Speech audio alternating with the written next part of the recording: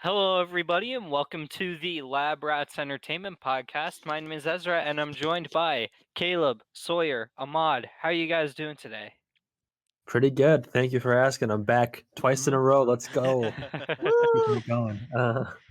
the uh, the the mythical 2 times in a row appearance by Yep. Ahmad. Yep. The Return of the Um, King.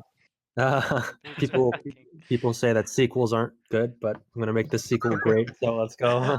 Make it even better. Yes, Yeah. exactly. All right. So, we've got a bit of a, I don't know if unconventional is the right word, but it's a little bit scattered. We've got some news, we've got a couple of topics, and then we've got the return of our big main topic, something we haven't really done in a very long time. Uh, so be on the lookout for that. If you've read the title of this stream or this episode, you already know where we're going with it. Um, but yeah, before we get going, I did want to mention that this week is Awesome Games Done Quick 2021.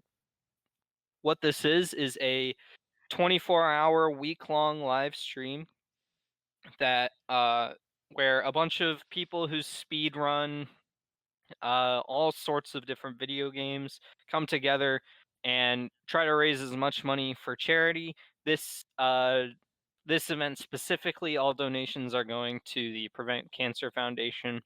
Um, and It's a really cool event. It's really cool not just to see all of these games getting just totally destroyed by their players, but also to to just raise this much money for a good cause. And so yeah, definitely go contribute. There are some cool prizes that you can win if you donate. I think if I had to recommend any one little section, I would say Friday at 5:20 p.m. Eastern is when the Final Fantasy VII speed run starts, and that's within that they will beat the game within 2 hours. That makes sense. And then followed by that is the any percent run of Majora's Mask. So and that game is beaten in under like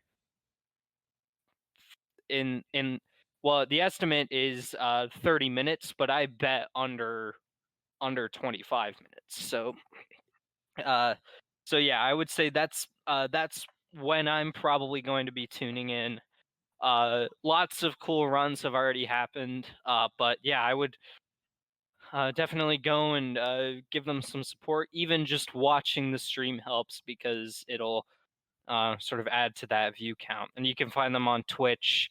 They have a website, gamesdonequick.com, and that's where you can see the schedule as well, and where you can donate. And yeah, just give it a look. And if you find that, oh, my favorite game is being played, you can check that out and see some really awesome glitches and tricks and stuff. But with that, we have a couple of news topics to talk about. Neither of them are very like happy news topics, unfortunately. Um, but we'll try our best to not bring you down too too much. Um, I wanted to start by talking about the fact that uh, we learned, I believe today, and this is coming from Gamatsu, surprise, surprise. Yesterday, that Sony has ended production of all but one PS4 models in Japan. So, uh, it looks like the PlayStation 4 Pro is the only one that is going to keep being manufactured in Japan, and it's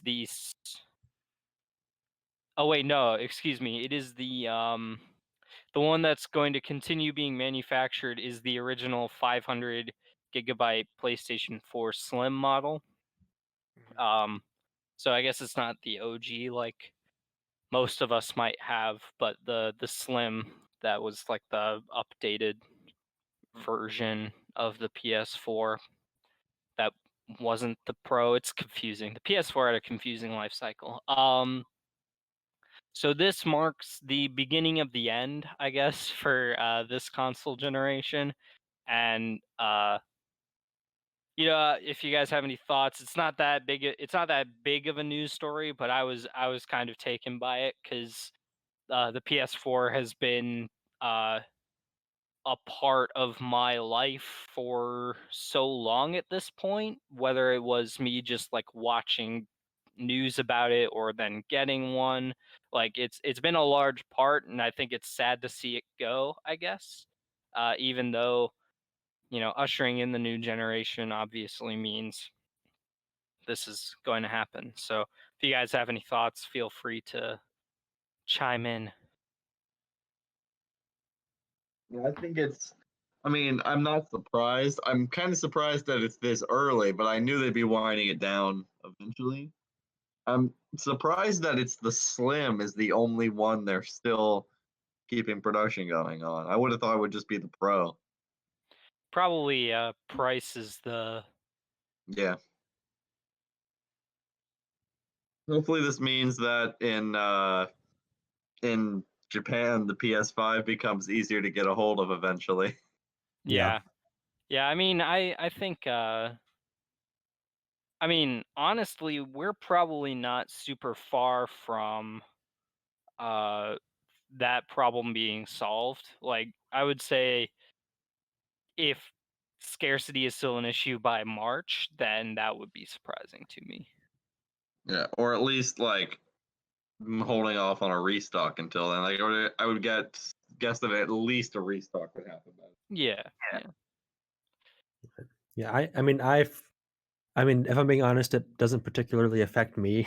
I've never had a PS4. However, I do acknowledge that this is kind of a monumental moment in terms of just riding the next wave of the console generations. And I have a question: have they stopped manufacturing Xbox One yet? No, then. I don't believe so. That's not I going to happen think for a while, right? maybe OG Xbox Ones. Um Okay, but because those were kind of replaced by the One S right. in terms of just every aspect of the One S is just an upgrade from the Xbox One, and then I think it's also sold as at the same price. Okay.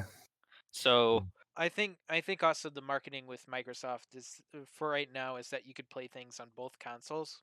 yeah, So I don't see Microsoft doing this type of move. Whereas PlayStation has been always it Sony's always been that type of company that's like, oh, we got our next console out. It's time to phase out our previous one and make sure yeah. that people are getting the newer one. And Mm. PS3 was like much faster than this was. Oh yeah, Phased for out much sure. faster. Mm, Yeah. But I mean, yeah. the fact that the PS3 wasn't that successful, does that contribute Well, to that? and I would uh dispute any claims that the PS3 wasn't successful. It had a rocky Oh, launch, but rocky launch. the problem with the PS3 was that console was hard to develop for. Like nobody wanted to make games for that console. So Hmm. um They were kind of just unless ready. you were like only making it for the PS3, you didn't want to make it for the console. So Hmm. Hmm. um which is why stuff like Skyrim is a relatively infamous example of how hard making games for that console is, because like the Xbox port of Skyrim is decent, the Xbox 360 one, but then the PS3 version came out and it didn't function properly at all. Wow. And that's all probably contributing factors as to why it was just dropped pretty unceremoniously. Um, I see. but yeah, PS4, and part of the dynamic here, uh, which I think is super interesting, is that a lot of not a lot, but a bunch of uh, game developers and publishers have said that what they're probably going to do, at least for the first little while, is make most of their games cross generation, because if a PS4 game will work on PS5, there's no need to make it when there's already such a large install base for the PS4. So, and then also the Xbox One. So it's going to be interesting. We're probably not going to move into next gen fully until like 2023, I guess. Because that's when I imagine game devs are going to want to actually take advantage of the new hardware. I think we'll start to see devs take more advantage of it as early as this year, but I don't think we start getting like third-party titles as full-on next-gen exclusive until probably around the tail end of 2022 with your usual Call of Yeah. Duty Assassin's Creed cycle that we're going to get inevitably. Yeah, exactly. So, yeah, just a short story. Obviously, the PS4, one of the most successful consoles of all time. I think trailing behind the Wii, and then the PS2. yeah, well, PS2 is the top, but Yeah. then I think the Wii. I don't think the PS4 ever outsold the Wii. I'm gonna check that right now. But I know none of it matters because nothing will ever top the OG DS. So. I mean, yeah, the OG DS was Massive. let's see. It was massive, and it was supported for a billion years. So Wikipedia lists the PlayStation 2 on top at more than 155 million units. Followed closely, if we're counting handhelds, at the DS family at 154.2 million units. Oh, wow, I didn't know that the PS2 still topped even the DS. Huh. It's just barely above the DS. It's up there by about 1 million. Yeah, Mm. still. Yeah. Still. No, where do they have the Power Glove? I'm curious about That's an Top 10. accessory. I don't even know if that would be listed. According to this, like the major releases, the lowest selling of the major I guess if we're counting all consoles that have sold at least 1 million units, the lowest one is the Atari 5200 at 1 million units in 1982. Ouch. It's a great console. Yeah. PlayStation 4 ranked at the fourth highest selling under the Game Boy and Game Boy Color. Oh, that's, yeah, of course. Game wonder Boy if- is also massive. I think I used to know this, but what's the like worst selling all time console? I feel like it's one of those like early video game console history, where it was like a computer. The Ouya. Ouya. Probably the Ouya. Like a kind of like I don't know, like IBM tried to make a console or something at one point. Yeah, Did there's some of Soulja those. Boy did his console? Oh, ever those are more release? bootleg than anything else. Soulja Boy.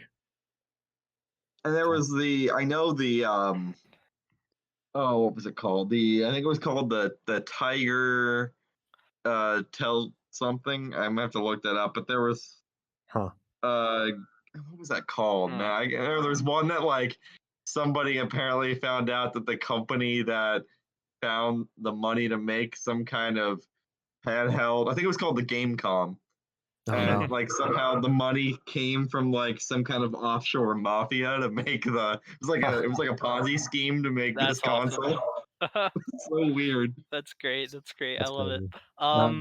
What was it? It's always those like, Thoughts on the KFC console? oh, Oh my gosh. KFC console. I mean, Yeah, it's a real thing. It's a real Really? thing. It is actually a real console that got announced. Cooler Master. Wait. Oh, Is that the you one? looking it up? Yeah. That's like the website it's sold on. Wait, what? Has arrived, forged from the fires of KFC ovens. and built by cooler masters from the ground. Here's the link in the messenger if you want to look at it. It's Oh, wow. so good. It has like a little grill that'll Yep. use the heat from the console to keep your chicken warm. They call 200 it the world's first built-in chicken chamber. Oh, it's so How much is good. this thing going for? Let's see. Nobody knows. Nobody knows. Is this did this thing when did this come out? It hasn't yet. It just got Oh. announced. It's got VR. It's got ray tracing. It's in a 1 terabyte SSD. This is literally a next gen console. Like, Wow. And you can make chicken. Wow. That's cool. Well, I thought think it's you're supposed to Oh, just buy chicken chicken? from KFC and Okay. then keep What it if I buy warm. Okay. I wonder like if the thing would explode if I place like a chicken nugget from Burger King on it or something. McDonald's. McDonald's. You're not allowed. Not allowed. It can detect. Self-destruct sequence. 240 frames per second. Yes. Jeez. Yeah, that's what we were talking about, Caleb. It's 4K. next gen. Yeah. Literally Well, next gen. the funny thing is that like 240 frames per second probably just doesn't matter. Right. Yeah. Yeah. I mean, eventually we're gonna see like I'm just waiting for all the memes that say like KFC with RTX on, and it's just gonna be Colonel with just like the ultra ray trace. Like, My fear though is because here's my fear, and I know KFC has been a very welcoming company when it comes to gaming, uh, meaning they have tons of sponsorship deals. They really invest in gaming and stuff like that. But my fear is that this console is going to make every game run like Cyberpunk 2077 while also failing at keeping your chicken hot. I think that, the ability to keep the chicken warm is gonna. I'd rather have the KFC Revolutionary. console provide. I might be willing to take a slight dip in frame rate for some warm chicken. I just really like the idea of somebody purchasing this just to warm up their chicken. It's like somebody comes over to their place and he's like just picked up this chicken warmer and it's like this like very powerful machine. That's But just they don't know. They don't know. They don't know. They just use it for whatever their KFC chicken. I've watched.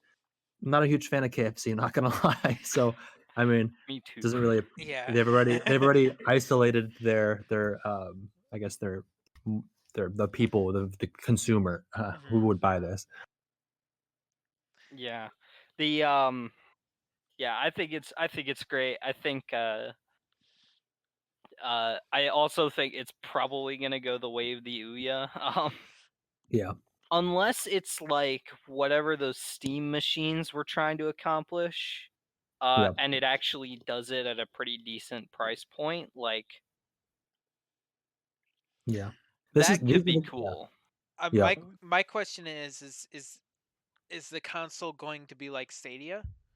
Like what kind of I'm just throwing it out here of like what kind of console are you branding yourself as? Are you going to be, something on the idea of like a streaming type console? Or are you something that is like, yeah, we're going to hook up with developers, we're going to get you know, I don't want to say Yeah. it because there's no way it would happen, but like try to get exclusive deals, but like there's no way it would happen unless it got successful. So there's no exclusive that's going to happen on the KFC console. That is an interesting sentence. Yeah. Never thought I would hear. Yeah. Yeah. It's. I just like. I like how we went from discussing the PS4, not discontinuing, to talking about the KFC console. No, I honestly, yeah, I don't know. It's that's unbelievable. I just can't believe that they're actually trying it. Is my Yeah, it seems like they're making a good effort.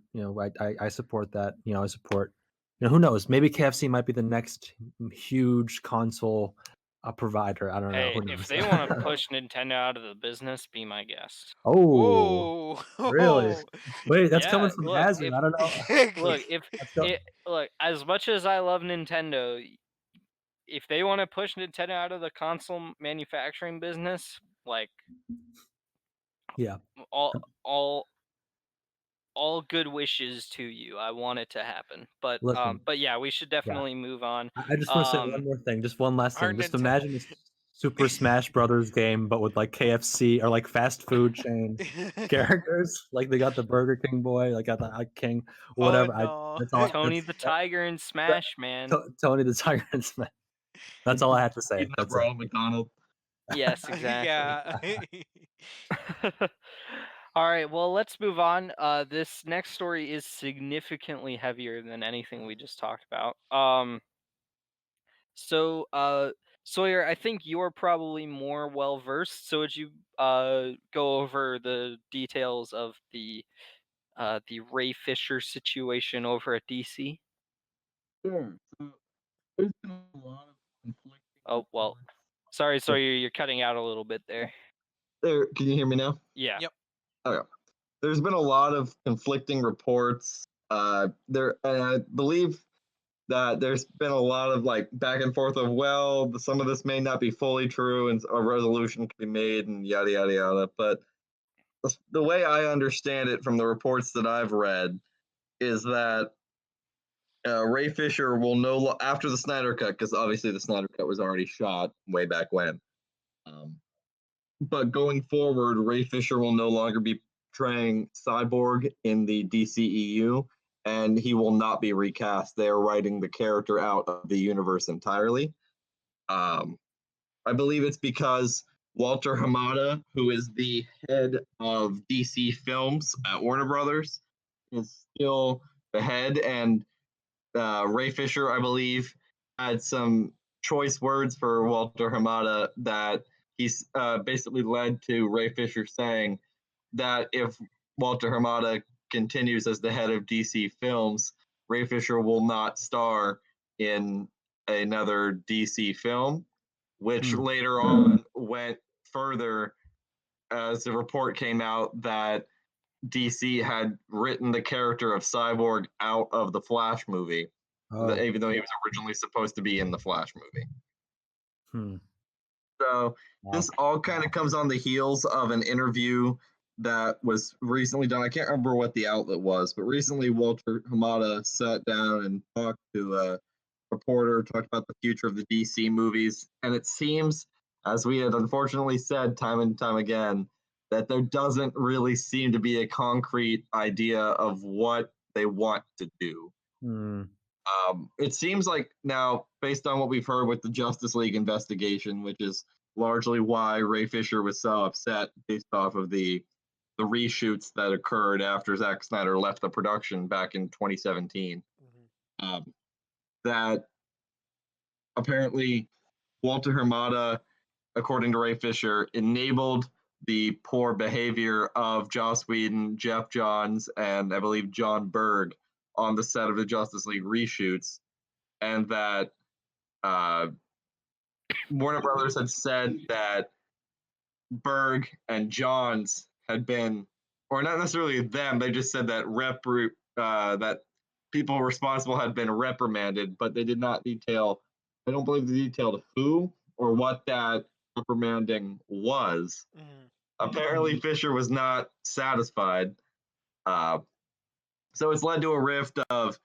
It looks like, however, that Jeff Johns will not be returning to DC Films in any capacity.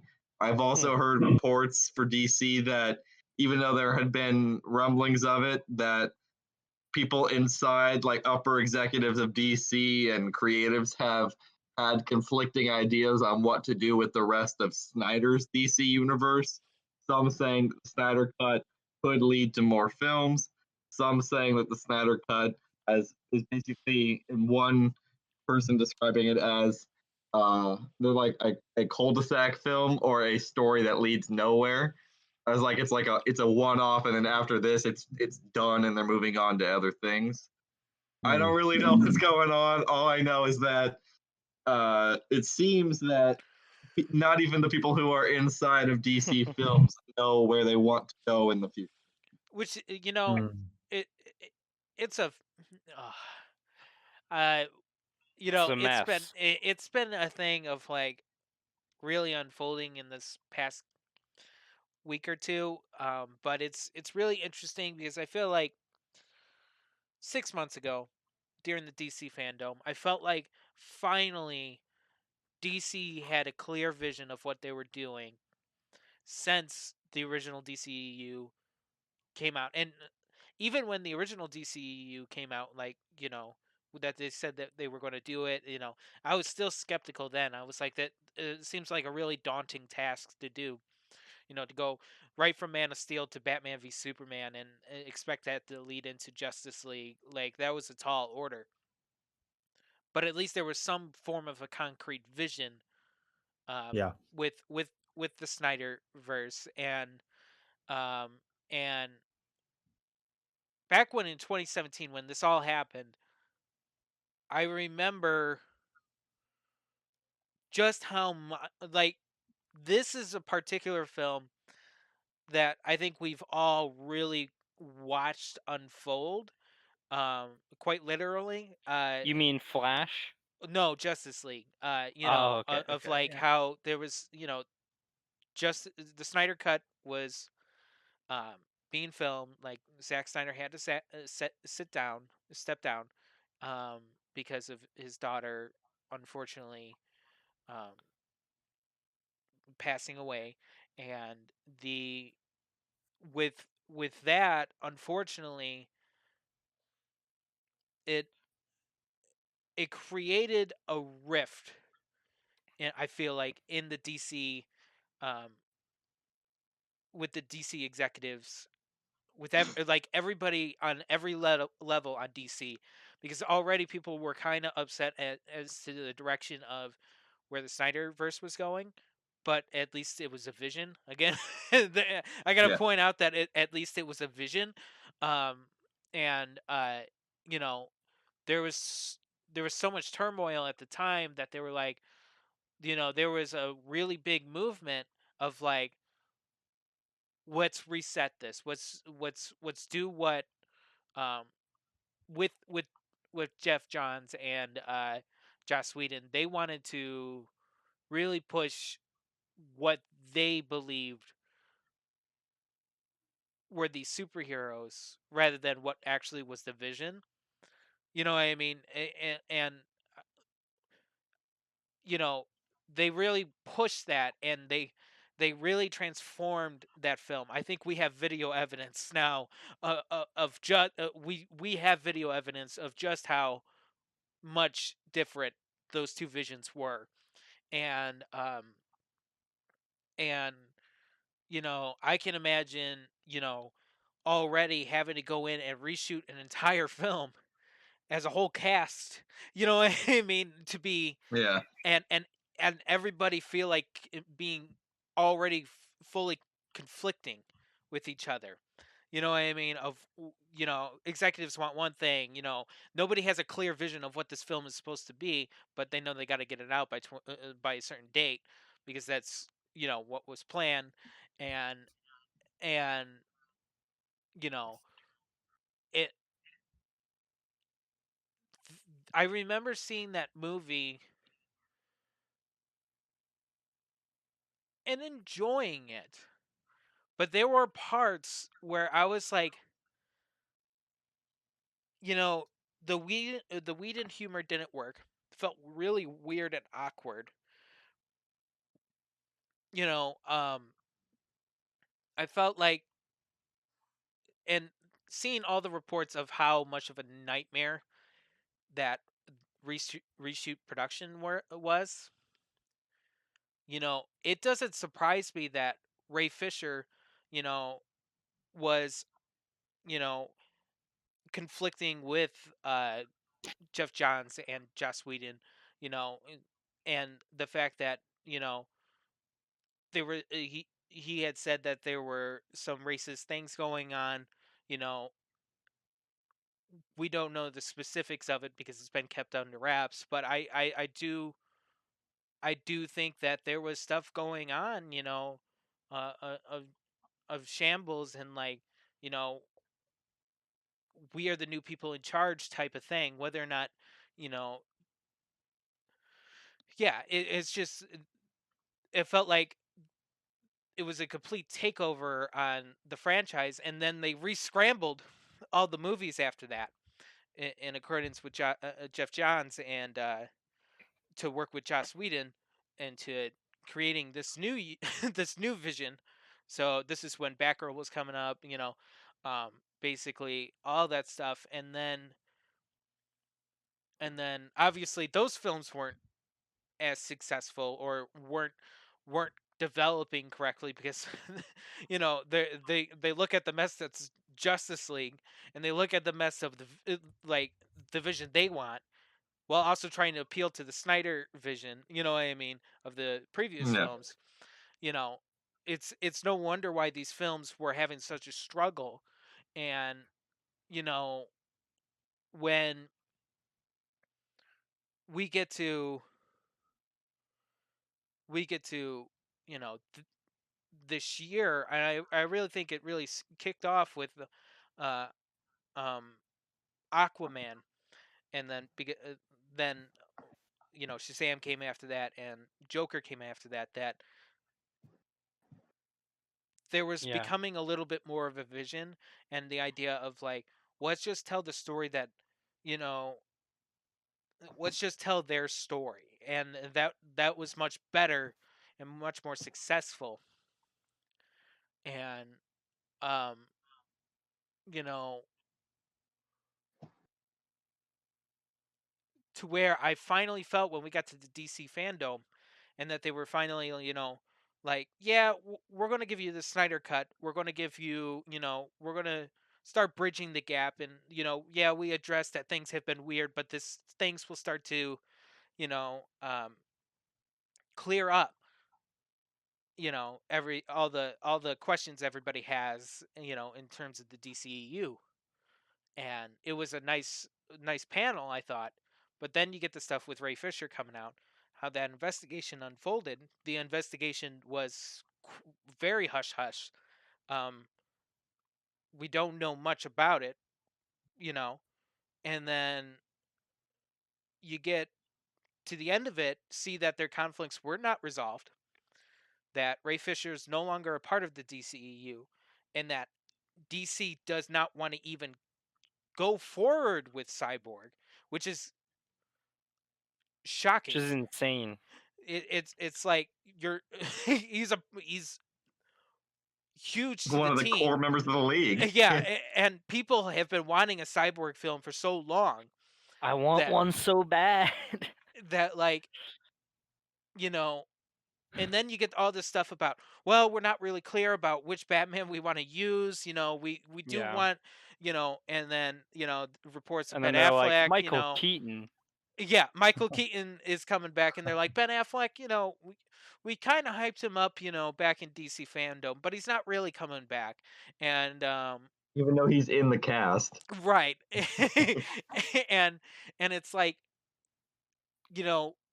we're getting conflicting reports again, and really there's no and you're seeing, we haven't even dived into the Robert Pattinson side of things, because Yeah. Robert Pattinson has, whether they're true or not, I don't know, but we've been getting multiple reports of his, you know, his feelings about the role, and whether they're true or not, we're getting that.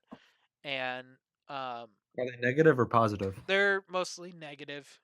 He There's stuff that is like he doesn't want to be in the role, that there was that whole rumor when he had tested positive for COVID, that he was actually just faking it. It's just like, we don't know if that's true or not, but it's just, Wait, Robert Pattinson? yeah. um Ah, that was back in There, September. But from what I've heard, it's been a lot of, like, even though there's been a lot of tension because this production has been so troubled because of lockdowns and mhm. COVID, that this shoot's been going on for like a year longer than it was supposed to. Yeah. So I wouldn't Yeah. be surprised that people are on set are understandably getting frustrated that Right. this is dragging on. Yeah. Well, It and the studio's probably like, man, we got to keep paying these people, but we don't want to. exactly. So that's kind of getting a little bit. It's getting very there's a lot of tension there, and and so you have all this stuff going on. So there's even reports that maybe we're not getting a trilogy with Robert Pattinson now. It's like you know again, it's one of those type of scenarios where I had hope with the DC fandom, but now I feel like I'm back to where I was originally at with DC and the DCEU for a couple of years since Justice League, where I'm like, I'll believe it when I see it. You know what I mean? Yeah. Even with trailers, it's one of those type of things. I'll believe it when I actually see it. Um, you know, Yeah. um, Well, and the part of the problem is that, like, at the end of the day, if what Ray Fisher was talking about is true, which we don't really have any way of verifying, um, but if it's true and those people are still in power, then there is like a legitimate question about, like, well, right, who wants to work for them? exactly. And like, and we'll talk about this later, but given the HBO Max decision, there are some questions about filmmakers even wanting to work with WB at all. Hmm. So, Yeah, um, I think it's kind of an unknown right now. Like, we don't really have a clear idea of what's coming out in 2021, or at least from the DC side. Like, we know Suicide Squad is happening and stuff, but we don't have like not everything is guaranteed yet, and obviously stuff might get pushed and whatever. Um, so yeah, it's definitely it's a messy situation. But yeah, and do you guys have anything else you wanted to mention before we move on? Yeah, I had two things. Yeah, absolutely. Yeah. First one was what part of what makes me so frustrated with the situation is that Warner Brothers seemingly has no faith in their creative teams. Yeah. Like, if they had just like, I get there are a lot of people who don't like Snyder's vision. That's understandable. It wasn't for everyone, and Hi. oh yeah, I know there are some who didn't, but I think that Warner Brothers, if they had already put, and I know he left Justice League of his own accord at the time due to the family tragedy, but one, bringing in Whedon to can basically create this Frankenstein of a movie that was the theatrical Justice League cut, and then to not only scrap their entire plan, but effectively force a recut of Suicide Squad to make it into some kind of Marvel style comedy, even though it was made to be what David Ayer has said as a drama. There's all these clashing tones and ideas, and it seems to be lacking a creative vision in most of these films. The only one to me of these DC films that recently post Snyder that hasn't felt really aimless in a sense was kind of the first Wonder Woman. Like, I enjoyed Aquaman, I enjoyed Wonder Woman 1984, and all these. I've enjoyed most of the movies since. Joker's Yeah. kind of a separate thing because that was really just like a standalone project. hmm And Right. I But would say that Shazam wrote its premise pretty well too. yeah, Like, it didn't feel like it was just another yeah, superhero movie. Like, it felt like it understood that if it leaned on being big, then it it could be successful. yeah. And like I think like they obviously DC doesn't need to be Marvel, and I don't want them to be Marvel. I want them to do their own thing. And I feel like the downside though to them focusing on the singular movies is you can do that and not have to worry about this grand overarching plan. Like you don't need to set up a Thanos level threat and have the next 15 movies all track and lead up to Right. this one payoff event. You don't have to do that. But I don't like when the universe, especially the DC universe, which is so rich with all these interconnected stories and characters, I don't like when it feels closed off. And that's kind of what my issue was with a majority of Aquaman and to a bigger extent Wonder Woman 1984 of these films kind of feeling a sense of aimlessness of oh well this one was fun and I enjoyed this character but its place within the larger landscape of not even the DC universe, but also just within the context of the other sequels that this character's related to. Like, we know in Wonder Woman 1984, for example, that incarnation, ostensibly from what we've been told, the next appearance we see of her in the timeline as of now is Batman versus Superman. But that incarnation and where she is in Wonder Woman 1984, it feels like there is a drastic gap of time that we're not seeing there.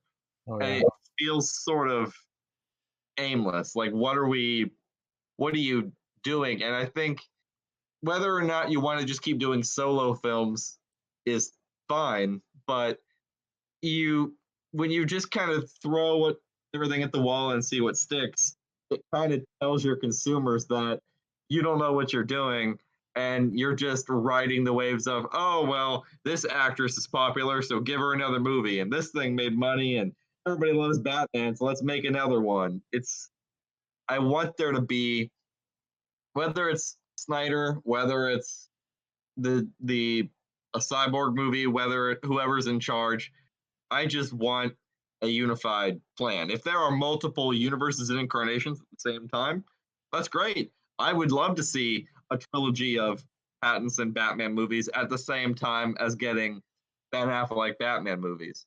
I think audiences are smart enough now that they'd be able to understand the difference.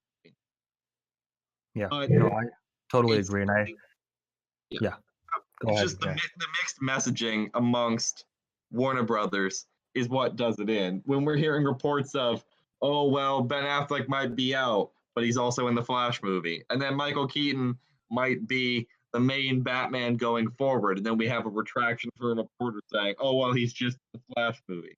And then Yeah. we've got Ray Fisher being out entirely, even though he's mentioned in that scene in Crisis with Ezra Miller's Flash, which I don't know how they're going to write around that in the Flash movie, but there's that.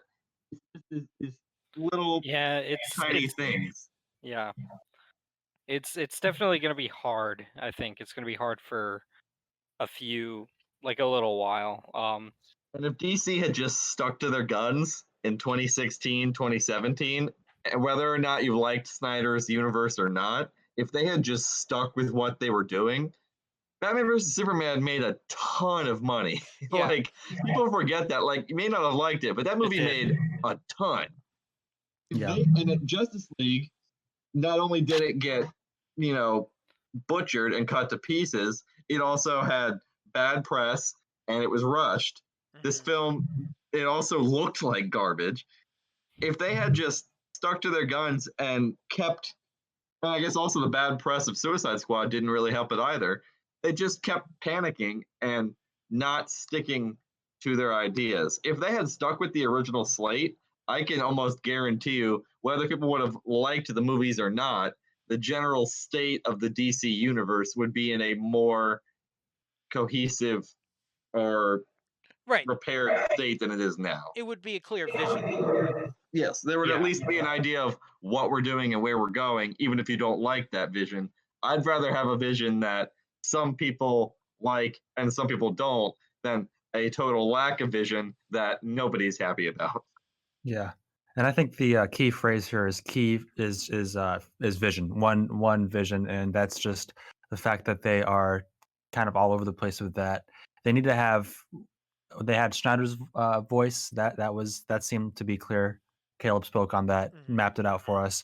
I think that, if they're going to have multiple people, they need to have a team of individuals who, like in the Marvel universe, kind of facilitate what's going on within the world of these films. And I think that, Agreed. especially when we get to Wonder Woman 1984, we're going to talk about how that film also feels like, to Sawyer's point, just feels kind of aimless in a sense.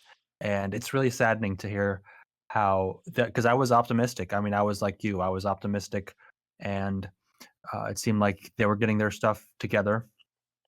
But after that news and everything else that's been said, it doesn't look too good. They don't look as healthy and strong as you would like for them to create the stories that you want them to create. And pretty upset that they're not going to make a cyborg movie. I mean, we all are hoping for a cyborg film. We were all kind of loving the idea of having a cyborg film. I mean, that's the next having a cyborg film would be something that would be, they can, if they make that great, they have me back. But it doesn't seem like they're gonna make it anytime soon, or at least they dropped it as what it is. So it's really unfortunate, but I'm I'm I'm pulling for them. I mean, I don't know. It's again, DC is pretty close at heart, but I at this point, it's like they have to.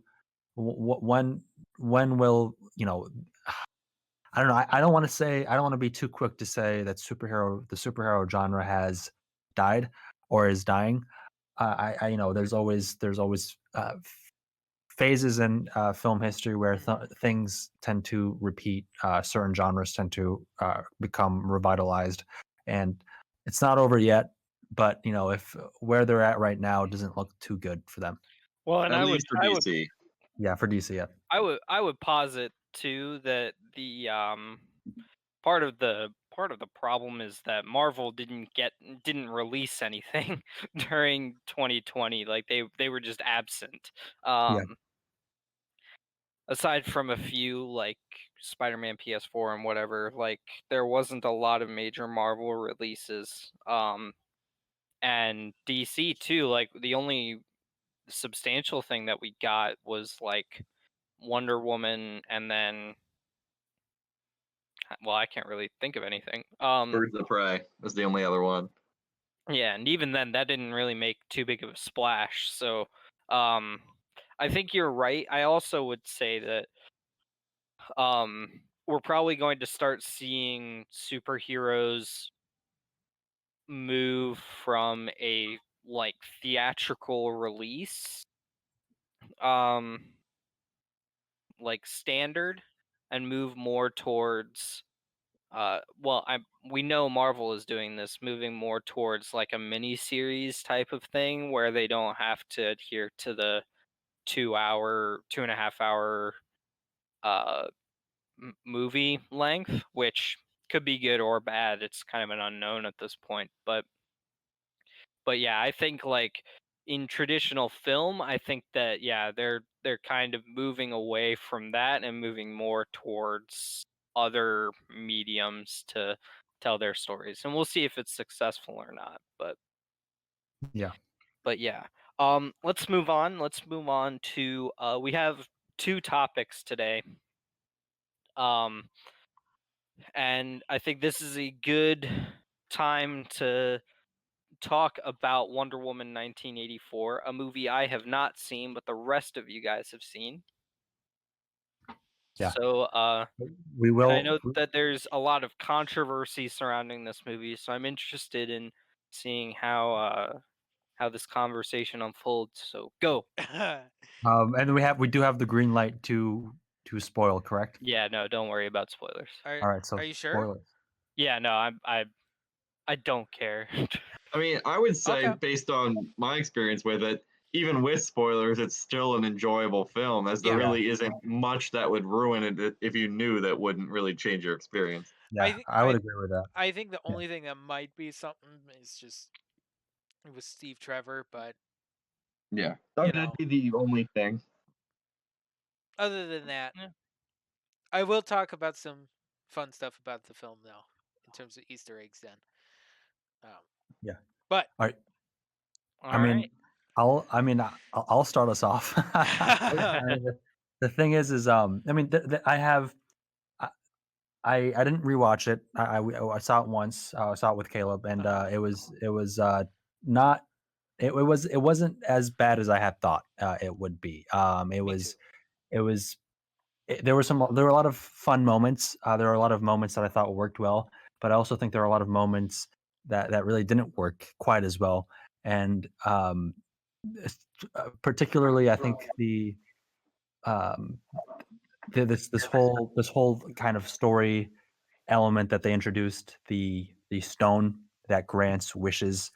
Um, I feel like we've it's kind of like this genie out of the bottle, except the genie like grants like everyone's wish. um, that's kind of like it gets a little sticky when you have like when you introduce an object like that in your story. Um, I don't necessarily hate the fact that they use that. So kind of spoil the fact that they use that to bring back Chris Pine. That's what they Deep use. forever. Yeah, Yep, yep. So it was um, that in itself. I told Caleb this. I remember talking about this. Is one thing I was caught off by. I had questions about It's very was confusing.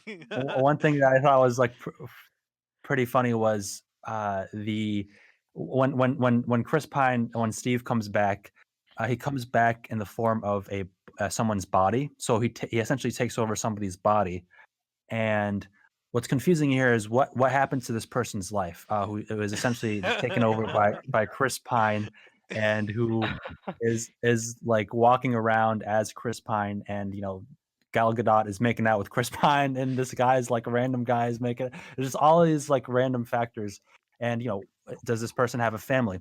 We go to his apartment, and it seems like he's living alone, so he might not have direct family. But what about his mom? What if he gets a call from his mom? All I could imagine is like awkward like phone calls from his mom and Chris Pine answering or something and trying to like I don't know or not answering at all. Who knows? But like it was that was one element that I thought kind of really showed it's kind of made me believe that's why I feel that the whole stone thing was kind of tough to work around. I have other thoughts as well, but I'm curious about what you guys think so about. so yeah, I agree with you with the stone. I think that you know, and I know a lot of people will probably disagree with my point on on this with the stone. I think that the way they go with the story with the stone and the way its lesson is to, be careful with what you wish for, and I think Yeah, uh you know being like that the main focus, um and the way those certain like those have actual consequences to every person, and that you know you lose yourself getting caught up in these your wants and stuff. I think it was a very the way they go about that in this film I thought was really enjoyable to watch, and I really liked it. yeah, But it leads to a bunch of questions, like with Steve Trevor, of like, you know, how just like apparently the only person that's seen Steve Trevor is Diana, and everybody else is it's the person that Steve Trevor took over.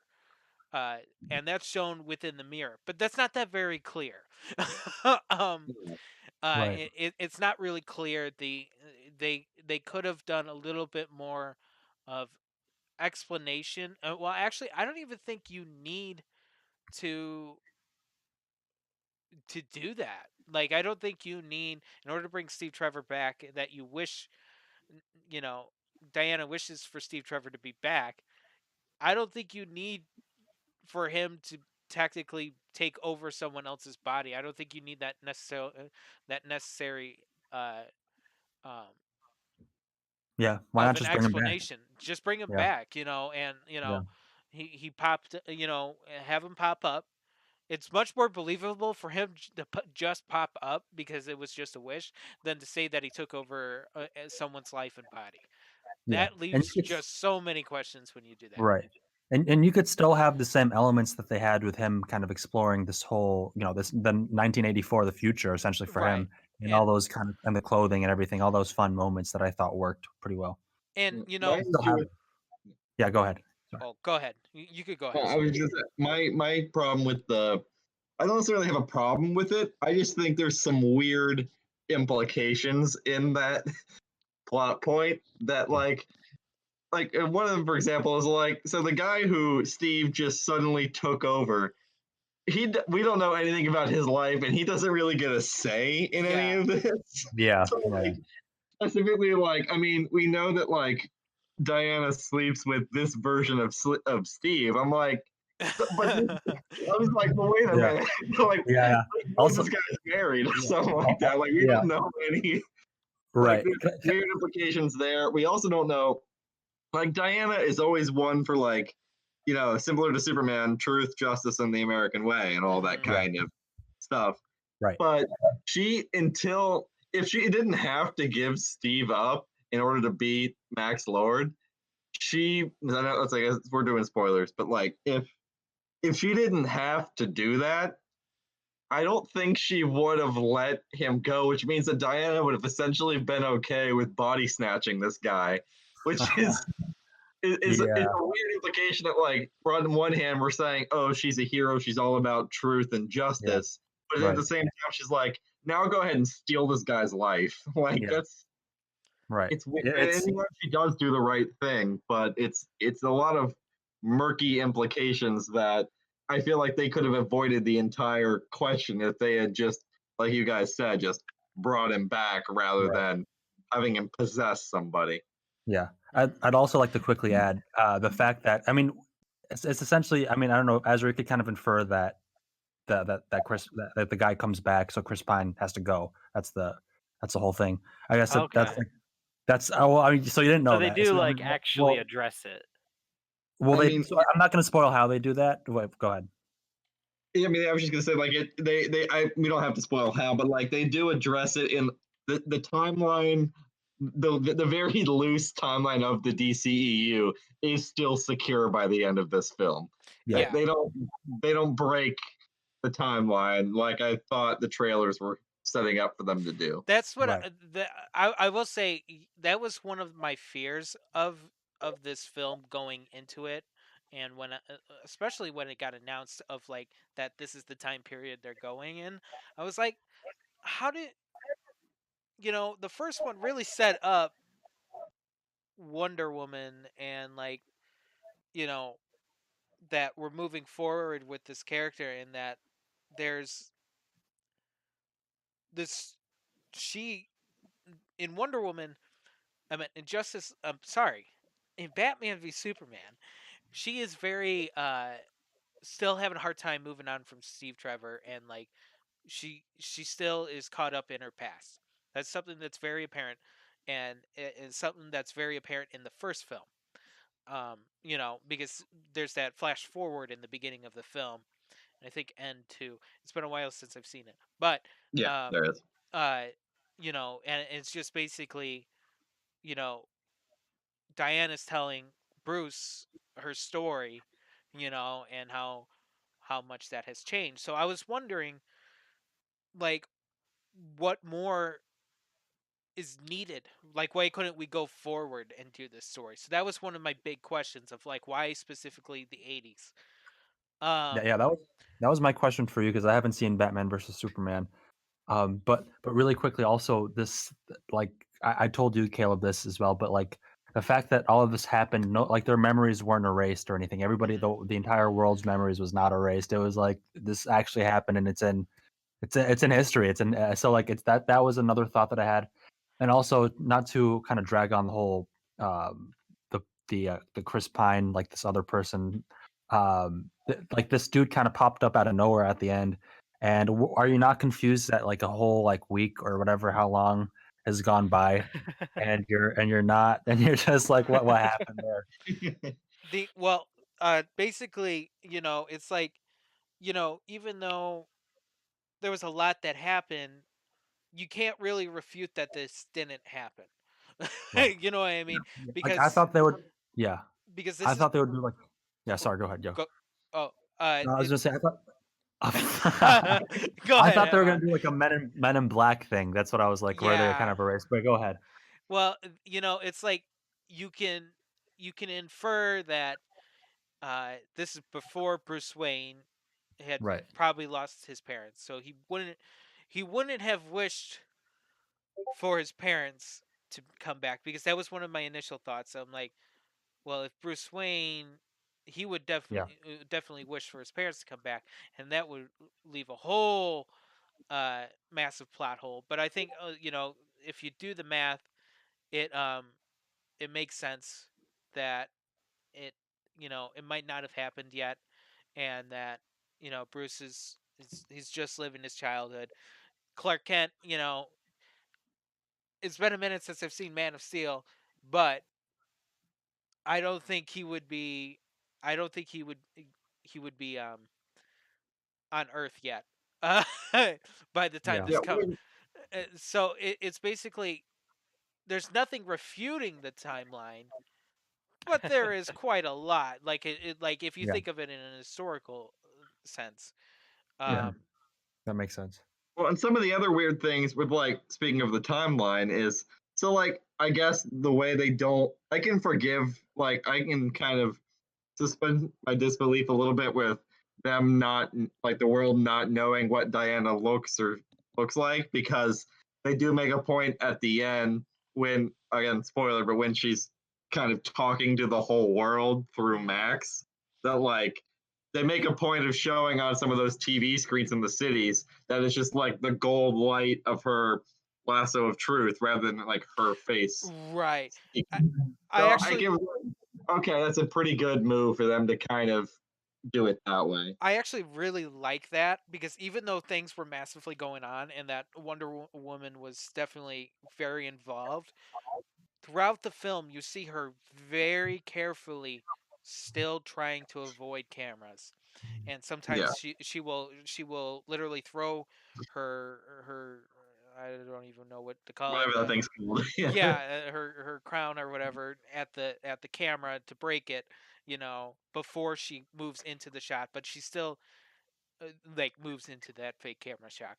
But she's she's so behind the scenes that it makes sense why her- she's rumored. Like they very clearly say that there's somebody out there that's very, that is doing this stuff, but they don't know who it is. Um, yeah. and I Like think, the other, oh, I was just going to say, I think that's how they come up with the term Wonder Woman, because I think that's the first time she's ever addressed as Wonder Woman, because she's a Oh yeah. wonder. Yeah. yeah. Yeah. I think it's kind of like some of the there was three main timeline questions that I had. Two of them are largely DC related. One of them is not. First one is, okay, well, we know she can fly by the end of Wonder Woman 1984. So why is she taking a commercial airplane at the end of Batman versus Superman?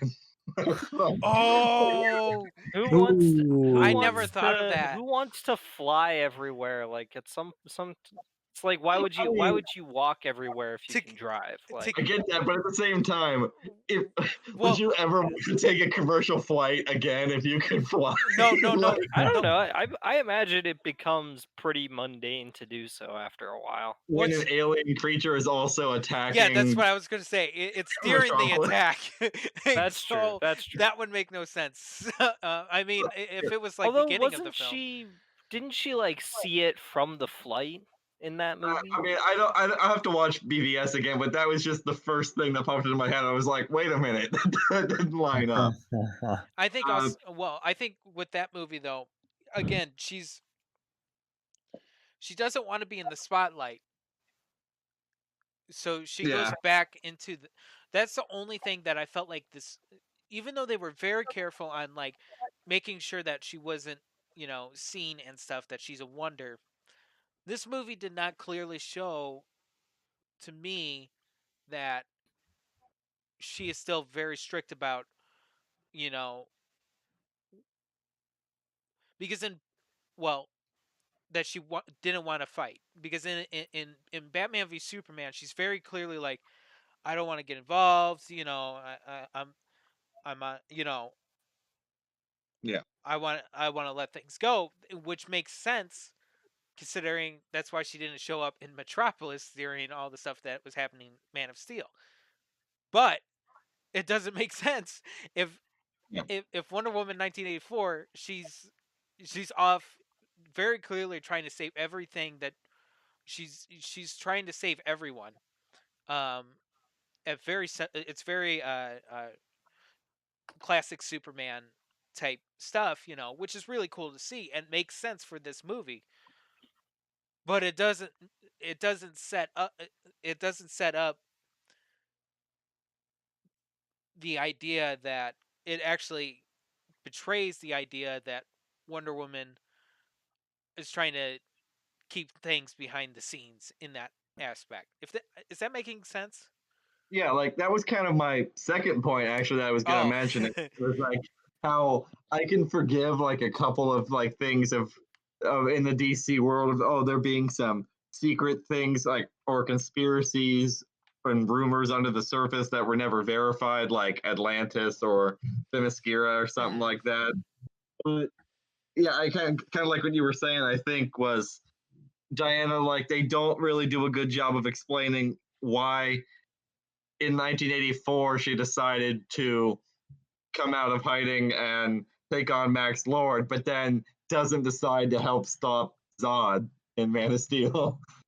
Or He's literally um, changing the geography of yeah, the planet itself. Yeah. See, that one, and also if we're going pre 1984, they don't explain. Like I know they show a couple of those photos when she's at the beginning, which some of those didn't even make any sense to me. If I'm being real, but one of them was like, I know they showed a couple of historical photos, but you're telling me with all of the horrible things that happened between 1918 and 1984 that she didn't intervene in any of that? Yeah. Like, show one photo of her liberating one of the concentration camps, and you're telling me she doesn't do anything to try and stop World War II? Like, Right. Yeah. oh yeah, Those are good. I Those are all that great was forgot. things. They needed to address that, and they didn't, did they? Yeah. yeah.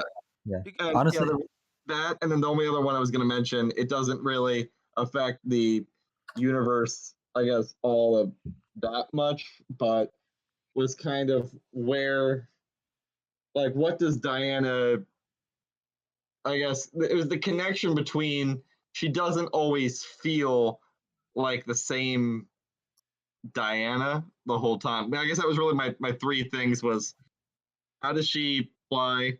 I can condone some inconsistencies, but the her not intervening in some of these historical conflicts doesn't make sense. And I liked how they used the lasso as like the way for her to speak because it wouldn't make sense for her to be revealed yet. Right. I, you know, Yeah.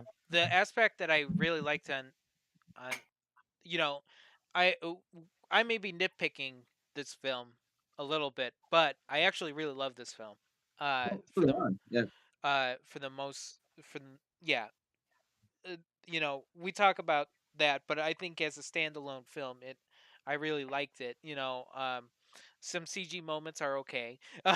um, you I just know, love how hopeful it is. yeah, I really loved how hopeful the film was. I think that, it has a really nice story. I really like how, I literally, I was in tears at one point you Her know, speech at the end. well, actually, it was that speech, and well, actually, I was shocked in that speech, but I'll tell you that in a second. But I love that speech. uh, the moment where she had to give up Steve Trevor, and the moment before where she's talking to Steve Trevor, and Steve Trevor's like, "Hey, you got to let me go." That those two scenes really hit me. Yeah, I me thought too. that was really well done. But now I will talk about her speech. Her speech, I loved. And one of the moments that I want to really point out here is that Hans Zimmer killed this soundtrack. He did an amazing job on this soundtrack. Do you know what the significance? I didn't mean to interrupt you there, but Yes. you know the significance of the song he played during that Oh scene, right? yes. That's why I'm. Yeah. That's why I was. That's Yeah, why I had mentioned because yeah. You go ahead um, and tell him. Ahmad can Ahmad uh, can can Yeah, I could back me attest up for on sure. this. Yeah. My shock when I heard it, because I was like, "Oh, that was so clever." I was like, but I was thinking in my head, like, that is I so didn't catch it. clever. Um, Yeah, I didn't catch it. to give context, and I'll try not to get on this rant because I'm going to get on in another day about soundtracks with the DCEU. But something that Hans Zimmer developed and Junkie XL developed with Batman v Superman was they started to develop the Batman theme for the new Batman, and during Bruce's parents died. That scene, uh, the famous scene happened, and there's a certain orchestration, and it's very sad, it's very tragic, and the track title is called "A Beautiful Lie." So what I had always thought that this particular portion of the track was just the sad portion of Batman's theme rather than an idea. And we hear when Wonder Woman is in this in this moment, Wonder Woman is telling everybody, the truth is beautiful and everything, our world is beautiful, and that, you know, and it's a funny spin. You hear the track of "A Beautiful Lie" play again that was in Batman v Superman, as she's saying it, and I was in awe of how clever they were able to develop a theme of what Batman says. Batman's quotes in that film in Batman v Superman. He goes during the sequence. He goes, hold on, let me. He goes, uh, in the dream they took me to the light, a beautiful lie. It's just, that is like he's narrating his his past and stuff, and it's all a concept on dreams and truth and lies, and it's like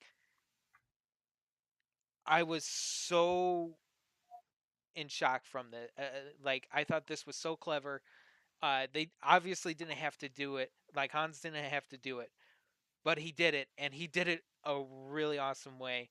um Yeah, that was yeah. awesome.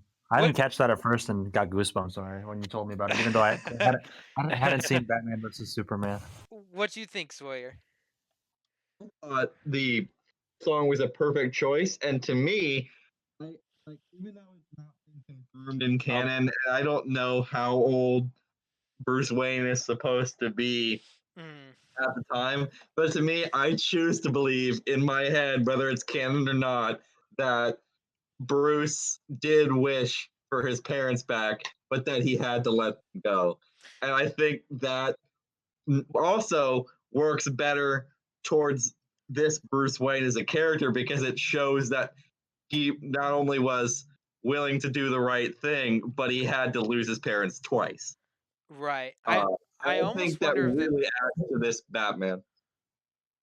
you know I was speculating that, but I think the way you just phrased it, because I was speculating that, I was like, nah, nah, nah, that just doesn't make any sense. But the way you just phrased it for me does make a lot of sense, and I definitely agree with you in that idea that I think Bruce did wish for his parents back during that moment, and he had to give them up. And I'm looking at IMDb right now. Ben Affleck was born in 1972. So feasibly, what, this movie takes place in 84? He could have been old enough. He would have been a kid at that time. Yeah, yeah. It. I actually almost kind of wish that they panned to Bruce Wayne. I know that people are very tired of like, oh, here's a pan to Bruce Wayne because this is the prequel. You know what I mean? But I would have loved to have seen it. I think, well, not necessarily seen it, but like, I don't know. him Yeah. thinking about it, like just a small cut, of him wishing that or renouncing it, or oh, that would have been a great pan if he, not a pan, but like a great cut if you cut to during the speech, just a young Bruce in tears in front of Wayne Manor and going like, "I renounce my wish." Yeah. Honestly, and it would just that's it. yeah. That would be cool. Yeah. But they might be saving that for Flashpoint. True. If that movie even still is Flashpoint, but that's Right. that goes back to the other. Yes, no, that's a topic for another time. Brief final thoughts before we move on to other things. Final thoughts, really quickly. Cheetah wasn't really the greatest for me, villain antagonist. I thought that she was your typical fumbling kind of business worker at the company who just like wants, wishes that they were greater, better, like your Jamie Foxx and an Amazing Spider-Man 2, or like other villains that aren't as strong. And I feel like they just needed her just because Wonder Woman couldn't really, punch Pascal or whatever his name is in the movie, and just completely destroy this average man. So, but yeah, that was. And then you mentioned the CGI, but overall, you guys mentioned it, really hit it hard, and is just like this hopeful film that was very needed at this time. Agreed. Yeah, I think it. My final thoughts were I liked it. I think it's about 30 minutes too long, and you could have shaved some sequences. I think the entire section in Egypt could have been shaved off entirely, or wherever. I think it was Egypt. I could be wrong though on where it ended up being. Yeah, it was Cairo, and the only thing I liked about that scene was the car chase. That Yeah, was the the car chase cool. was good, but like it was clearly there. It was almost like that. I'm gonna have to call back to George Lucas here in Attack of the Clones, where he added in that droid conveyor belt scene simply because he thought the ending needed more action. That's kind of how I felt that scene was in this movie. Was just well, as good as it was kind of them. Well, anyway, I thought the movie was good, even if it was probably about 30 minutes too long. Cheetah, while not being the best antagonist and wasn't really needed, I still thought her story complemented the themes of the movie well. And I thought it was Hans Zimmer did a great score, and I think I love Gal Gadot, or however you say her name. She was brilliant. She has a couple of lines where she doesn't totally quite stick the landing, but I can feel the emotion, Oh yeah, everybody in and this. you can tell she loves playing the character. I thought her speech was very inspiring. Yeah. All in Yeah, all, yeah, movie was great. I think it's getting a lot of undeserved hate. It's not the best movie, but with how everything is right now, it's a nice, fun, hopeful movie to watch with a great cast of actors and actresses. That's probably the best thing you could ever say about it. Yep. I completely agree with Sawyer's point. Everybody killed it. It was you know they really did well in this role. I mean, like in this movie, I felt like Chris Pine's character was stronger. I felt like I thought Kristen Wiig, even though it was like Ahmad said, like a very typical uh, villain origin type thing, but the way they do it and the way it matters with the story, I think I really enjoyed her performance, and I think that I think it's a good movie. It's got some problems, but I think it's a really good movie, and I loved it, and it's definitely something that is a nice hopeful message for right now. All And it's right. All right. Well, yeah, awesome, awesome, awesome. Let's move on, and let's move on to our main topic of discussion for today, the meat and potatoes, some might say. And I love that meat Let's is go. and the potatoes. state of streaming. Yes. Yes, definitely tasty stuff. Yeah. Mhm. So is the So state of streaming.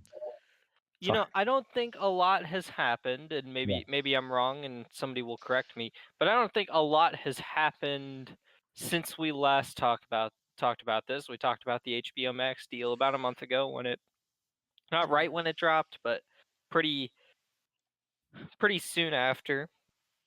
Um, I but don't know we if you haven't been able to get a mod's take on the Yeah. situation.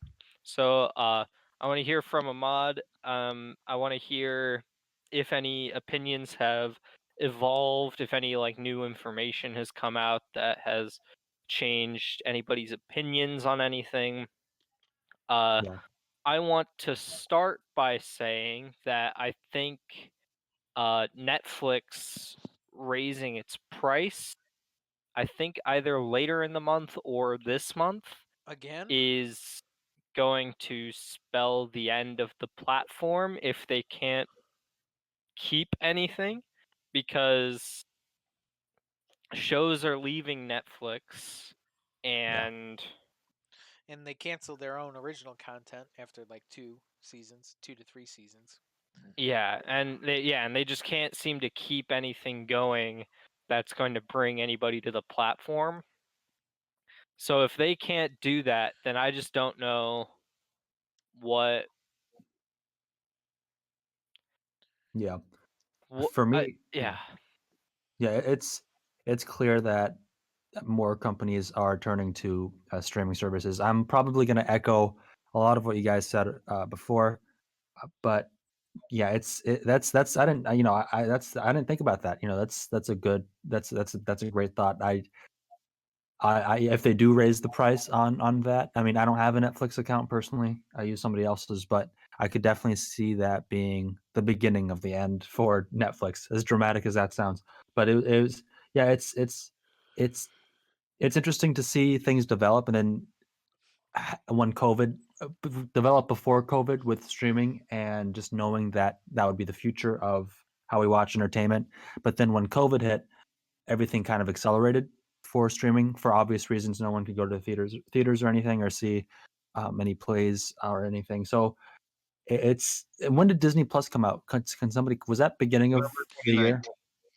That was 2019. Yeah, it was It in was at the end of 2019. the year So of 2019. So it yes. was Oh, go so ahead. that was oh that's right. It was already a thing. I recall that that's and I just I do think that things will companies will definitely continue to release their things. I mean, we have the Paramount streaming service that's coming out.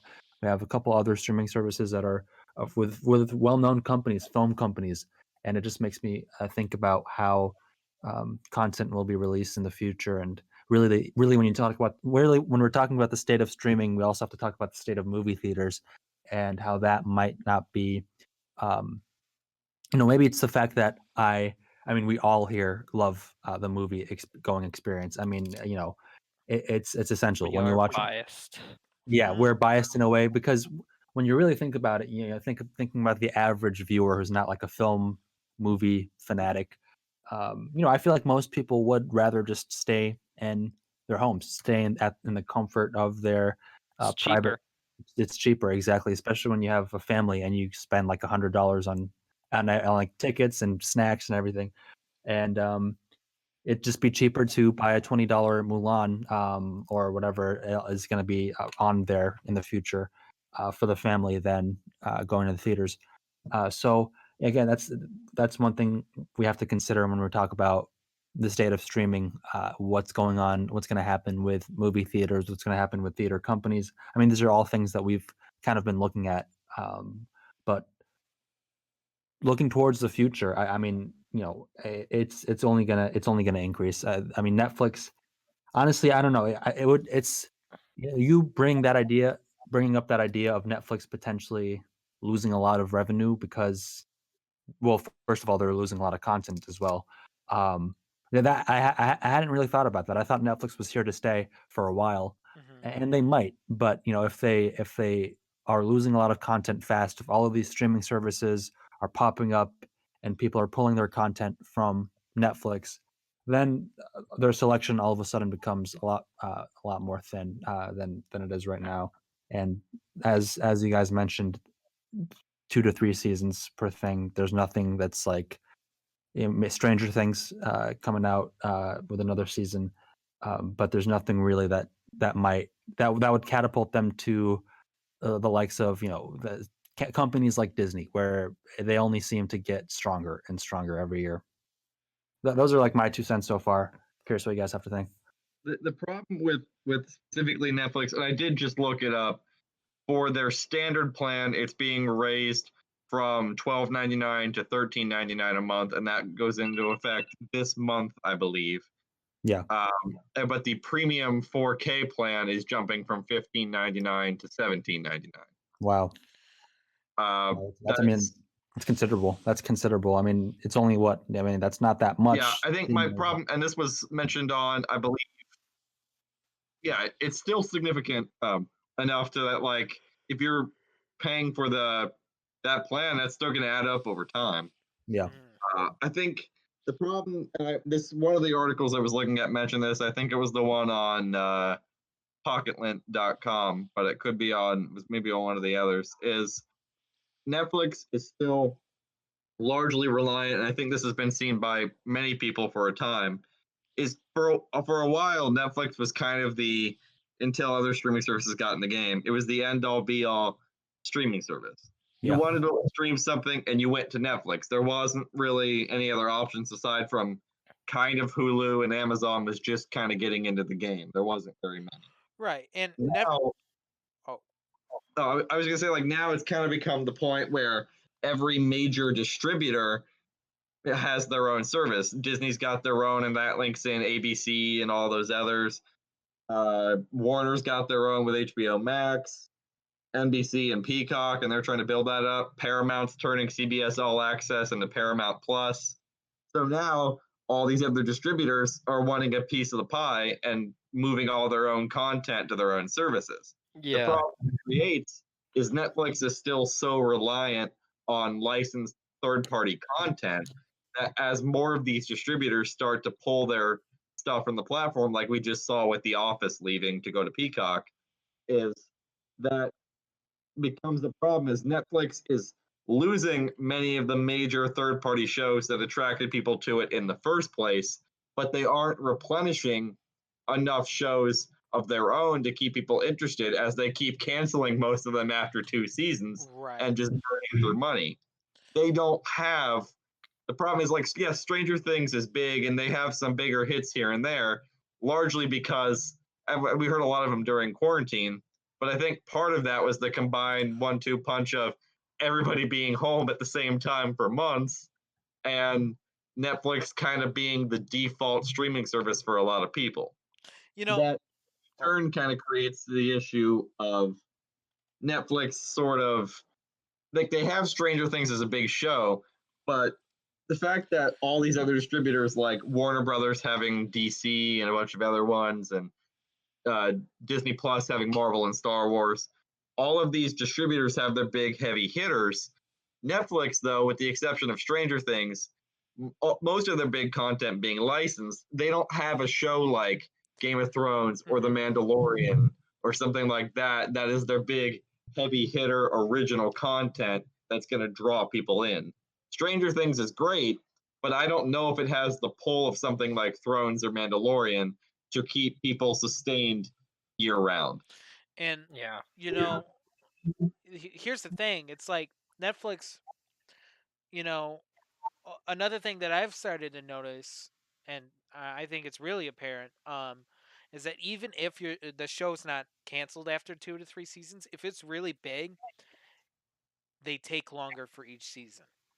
Yep. And usually you can credit to that to being a story reason, like they want to flesh out the story a little bit more. But as I'm starting to see, like, as I'm starting to see more and more of this happen, and most of it being in concerns of they want a big budget for their next season, it's Netflix prolonging that because they don't want to invest in that. They want to invest in new stuff. And the thing is with Netflix here is that, I think every year I have never been upset with the Netflix increase in price, because I'm like, oh, I understand they probably, this is an investment so that they can do better first party, more original content. So I was like, I never been upset with it. But when you have Disney Plus, HBO Max having their first full year, like full year, I know Disney Plus came out in November 2019, like that Netflix, that's not a year, for Netflix. So, even last year when they increased the price, I was not upset. This year, I feel like when you have this thick of competition and them offering very specific prices, like Disney Plus is only $7, and then the HBO Max is the same price of Netflix, I believe, at its current time, um, Uh, for I for believe the that family plan. the standard deal for HBO, I believe, is 15, Uh, which is around. Uh, it's only about $1 more than what Netflix is currently jumping to. right. So For the it's standard thing, not the 4K deal. That's a separate. Yeah. okay.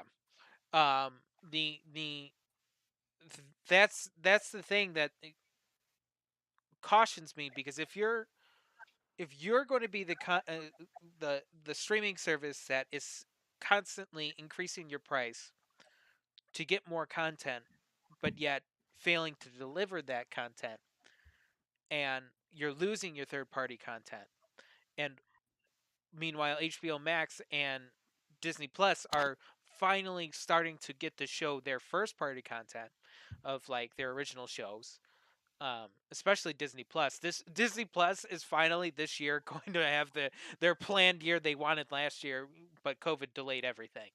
So, everything's going to be coming out on Disney Plus this year, especially.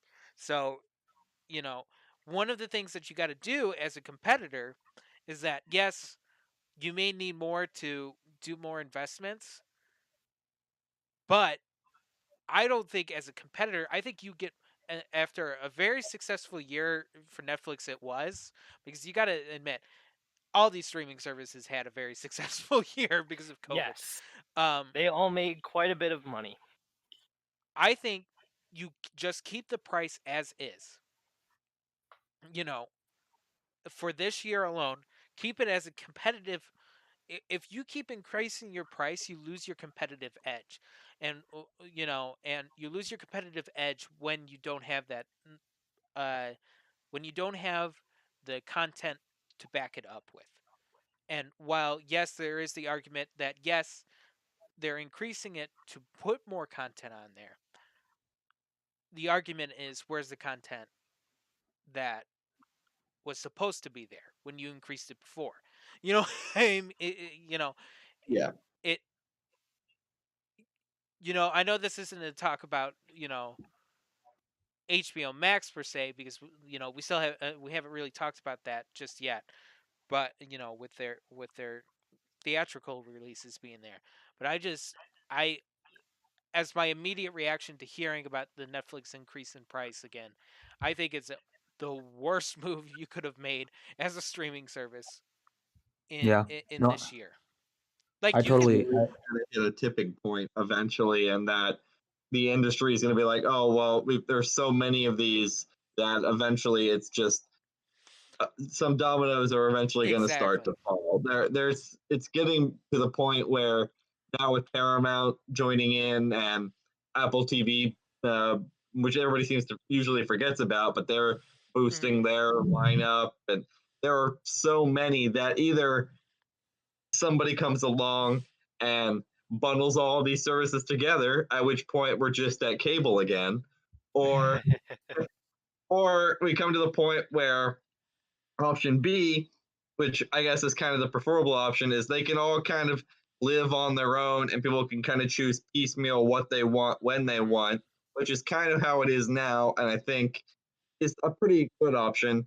Or option C, there becomes too many streaming services, users start to get burnout and overwhelmed, and they just drop them all except the service that has their favorite one, Right. inevitably leading to many of the streaming services falling, not unlike the way Quibi did a couple months ago. Yeah. And with Netflix, it's like, they have a great UI. I think they have the best they have the best platform out of all of the streaming services that I've came, because they're all new, so they're very glitchy. But Netflix seems to have really grown over the years and have a really nice interface uh, to choose from. And I like their original content that they come up with, but it's like, you know, it's just not the move in my opinion. And Yeah. you got to think of competition, and competition's fun. You know, Yeah. you know, that's what's nice about it. But you got to be smart with your competition. Right. Yeah. I would again turn it back to history for me. It's the history of filmmaking, the history of where movies have gone.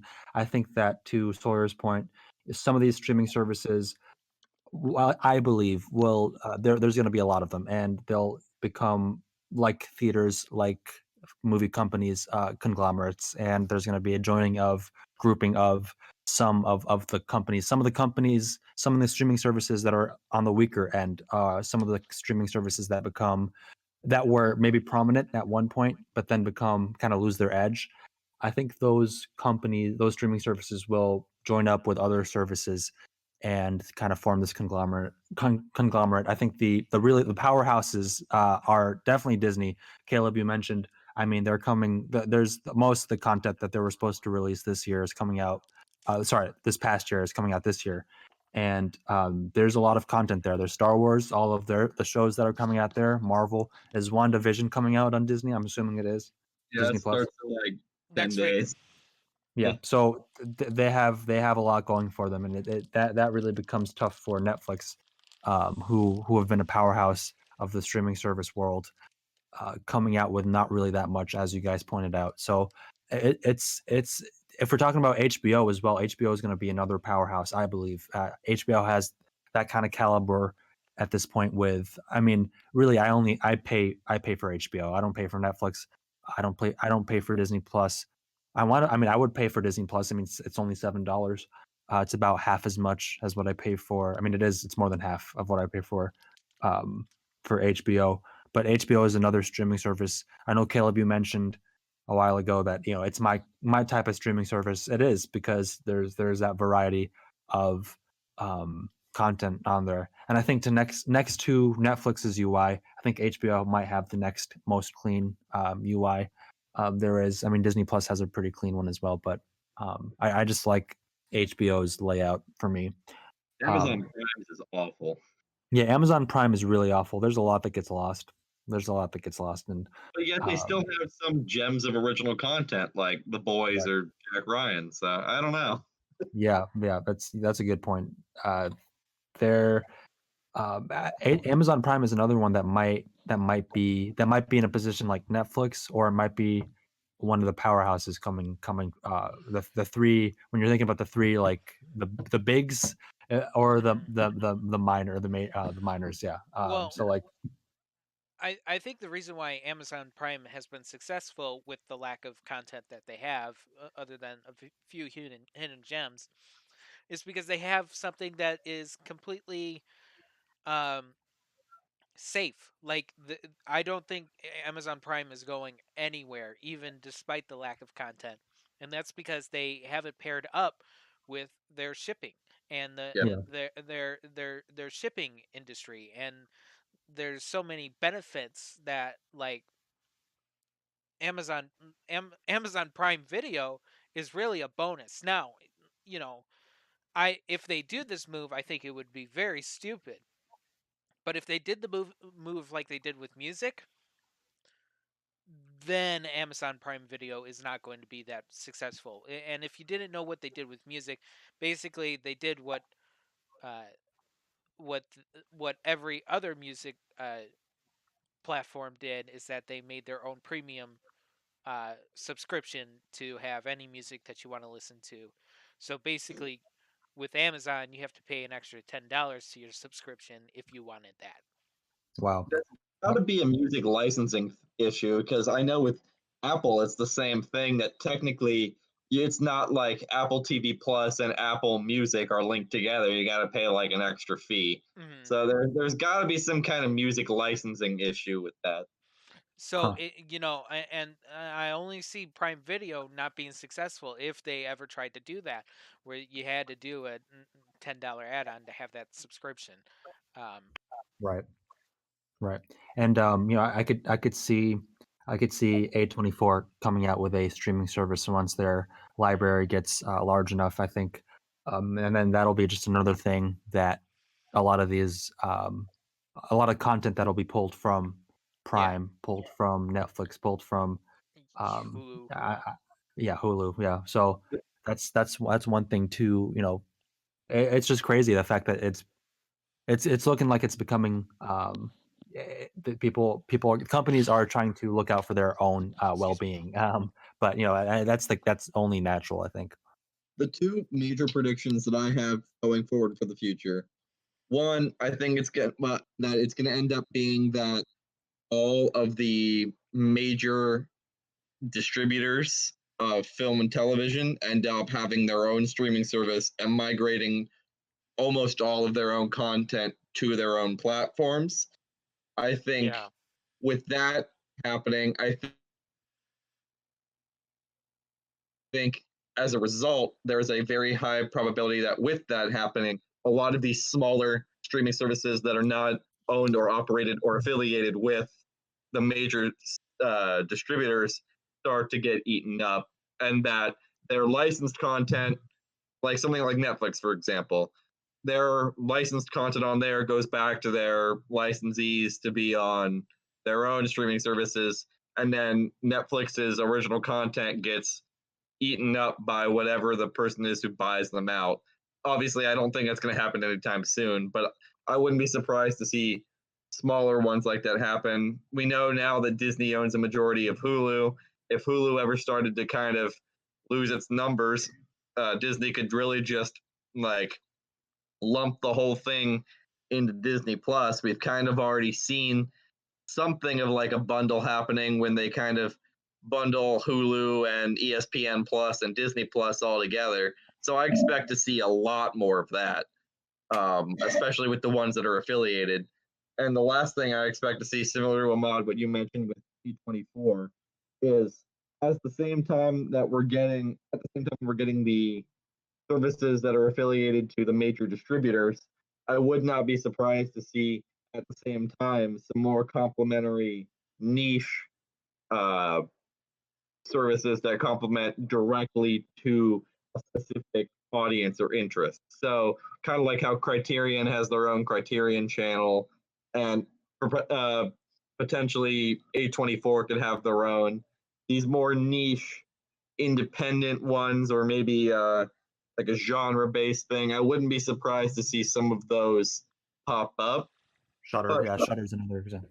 yeah, the main thing people forget though is, well, people still, and rightfully so, complain about cable.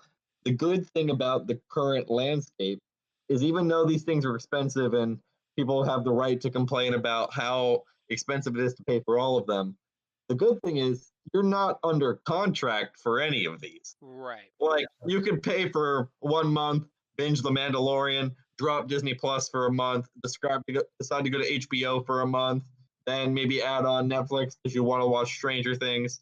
Like you're not looped into having to pay for these things in a contract for months on end or pay for all of Yeah. them. You can And they add still and they still get your money, so you're not like it's not like scamming them to do that either.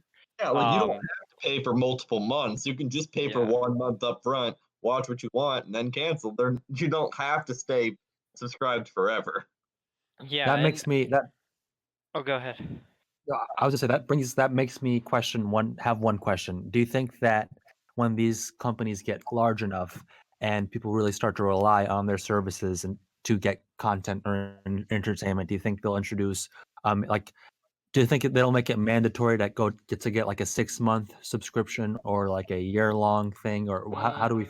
Well, because cable is also monthly. Cable, if you think about it, cable is also monthly. But Mm-hmm. how do they keep their customers with cable? I mean, it's the only. I mean, I guess it's the only way to watch what you want to watch. It was at a certain point. So I guess they wouldn't really necessarily introduce a yearly thing, or I mean, they do, but they wouldn't make it mandatory. I I would think I would also say that like part of the thing is that it's going to be a very long time before we actually kill live TV. Like Mm-hmm. that's not going away anytime soon, partly because it's necessary for all sorts of things. Like you can't like sports wouldn't ever really be the same, or like you'd have to really change the format of sports to um local to news. conform to and what- like current streaming services and stuff. Like Yeah, like so that's not really going away, and I think the thing for me that makes me kind of assume that streaming services are never really going to go the way of cable is that it's too competitive because all of these different companies are vying for total control of their distribution and like what they create and what they release and when they they all have to compete with each other, which, you know, maybe that's not exactly what I want. Maybe I would want a little bit more or a little bit less how do I put this? A little bit less uh diversity in the streaming services themselves because vertical integration is something that I'm worried about. But even so, it does make them compete with each other for like who has the best streaming service. Like the fact that we even talk about Netflix having the best UI means that Netflix still like that sort of thing matters. And so if they don't have an actually good platform, then it doesn't necessarily matter just what your content is, even though that's a really big deal. So I would say that I doubt we see anything like a 6-month requirement or something like that, just because it would probably rub a lot of people the wrong way. Kind of like Netflix raising their price or, you know, anything like that, where so at some point for them it's just it looks too bad. Like even if they wouldn't lose that many sales, it looks too bad for them to do it. Well, and the other main difference I would say from streaming services and cable is, unlike cable, which grew to a point eventually where it got so big that, and it was for a long time really the only way to watch a lot of content. You were really kind of stuck with it. It was your telecom. You were based off of, for many people, based on where you were geographically. You had one option. You stuck with AT&T, and that's what you had. But once these streaming services started to pop up, it became more about enticing people with content. So I don't think like the competition among cable providers was not necessarily, oh, we have better content, because they were all, for the most part, depending on, I mean, obviously they had different packages and different tiers, but ostensibly, for most cable providers, the competition between them was not on content. It was based solely on price and where you lived geographically. Streaming services have the benefit where, yes, there is an argument over pricing on them, and that does kind of sway some people's decisions. But now the argument is basically streaming services trying to vie for people's attention over the content that they're competing with. So Disney is competing with HBO, but rather than competing with them solely on, hey, we have the same content, it's just a different price, come to us, we have a better bundle. It's them saying, hey, we have WandaVision and The Mandalorian, come to us because we know you like this. Whereas HBO trying the same argument, but them enticing consumers with Game of Thrones or Watchmen or whatever. So it's kind of now become a war of over content than it is necessarily a war over price or access or viewers. Even though those things kind of all work together, content is king now. And if a streaming service doesn't have it, they're essentially either going to be toast or they're going to be hurting pretty badly. Whereas cable, the main competition between them, what's on the service doesn't really matter because it's going to largely be the same networks that you're getting access to. I don't think live TV will ever truly go away as it, or at least the idea of live broadcast. I think that potentially cable as we know it might go away, but the ability to pay for something like AT&T TV Now or Hulu Live TV or Sling TV, something like that. I think those types of services stay around, and maybe we see something like Peacock where they add in a live television option to the dedicated ownership networks. But all of the networks that don't have their own streaming service, that aren't big enough of a distributor for that, I think at least the idea of live television subscription stays around. But I think the current model of cable providers and contracts and all of that is going to die out relatively quickly as the internet and content become king. Okay. Okay. I also would say I agree with that. I also think something to pay attention to is not necessarily like YouTubers and like Twitch streamers becoming more common, but like those platforms being used in different ways. Like I think for instance, I think in the next like 10 years or something like that, I'd be interested to see if like sports programs or uh like reality TV or something like that makes its way to those platforms in some way. Like what if the just to throw it out there, what if the NBA decided instead of being hosted by ESPN, or maybe even alongside ESPN, they also host basketball games on Twitch, or you know, instead of releasing on streaming services or on live TV, X game show becomes a YouTube show, and it's still the same show, but now it's a YouTube channel that uploads weekly. Like I think that um I think right now what we have is establishment TV is taking advantage of YouTube by like uploading clips and stuff. You see that a lot with late night TV. Mhm.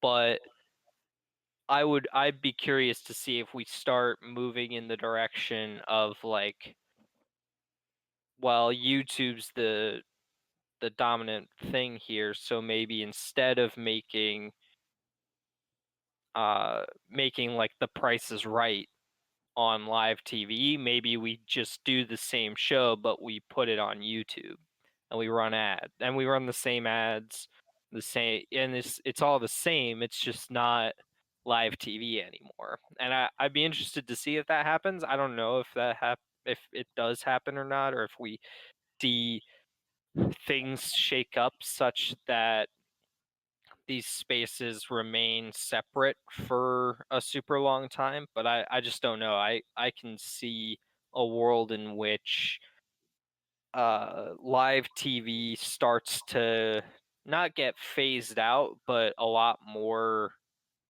specific and like news focused rather than like kind of where everything that isn't movies goes, which is what it was for the long time, which is like anything that wasn't a movie was going to be on live TV no matter what.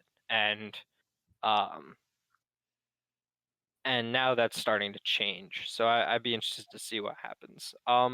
So do we have any final thoughts before we close out the show here?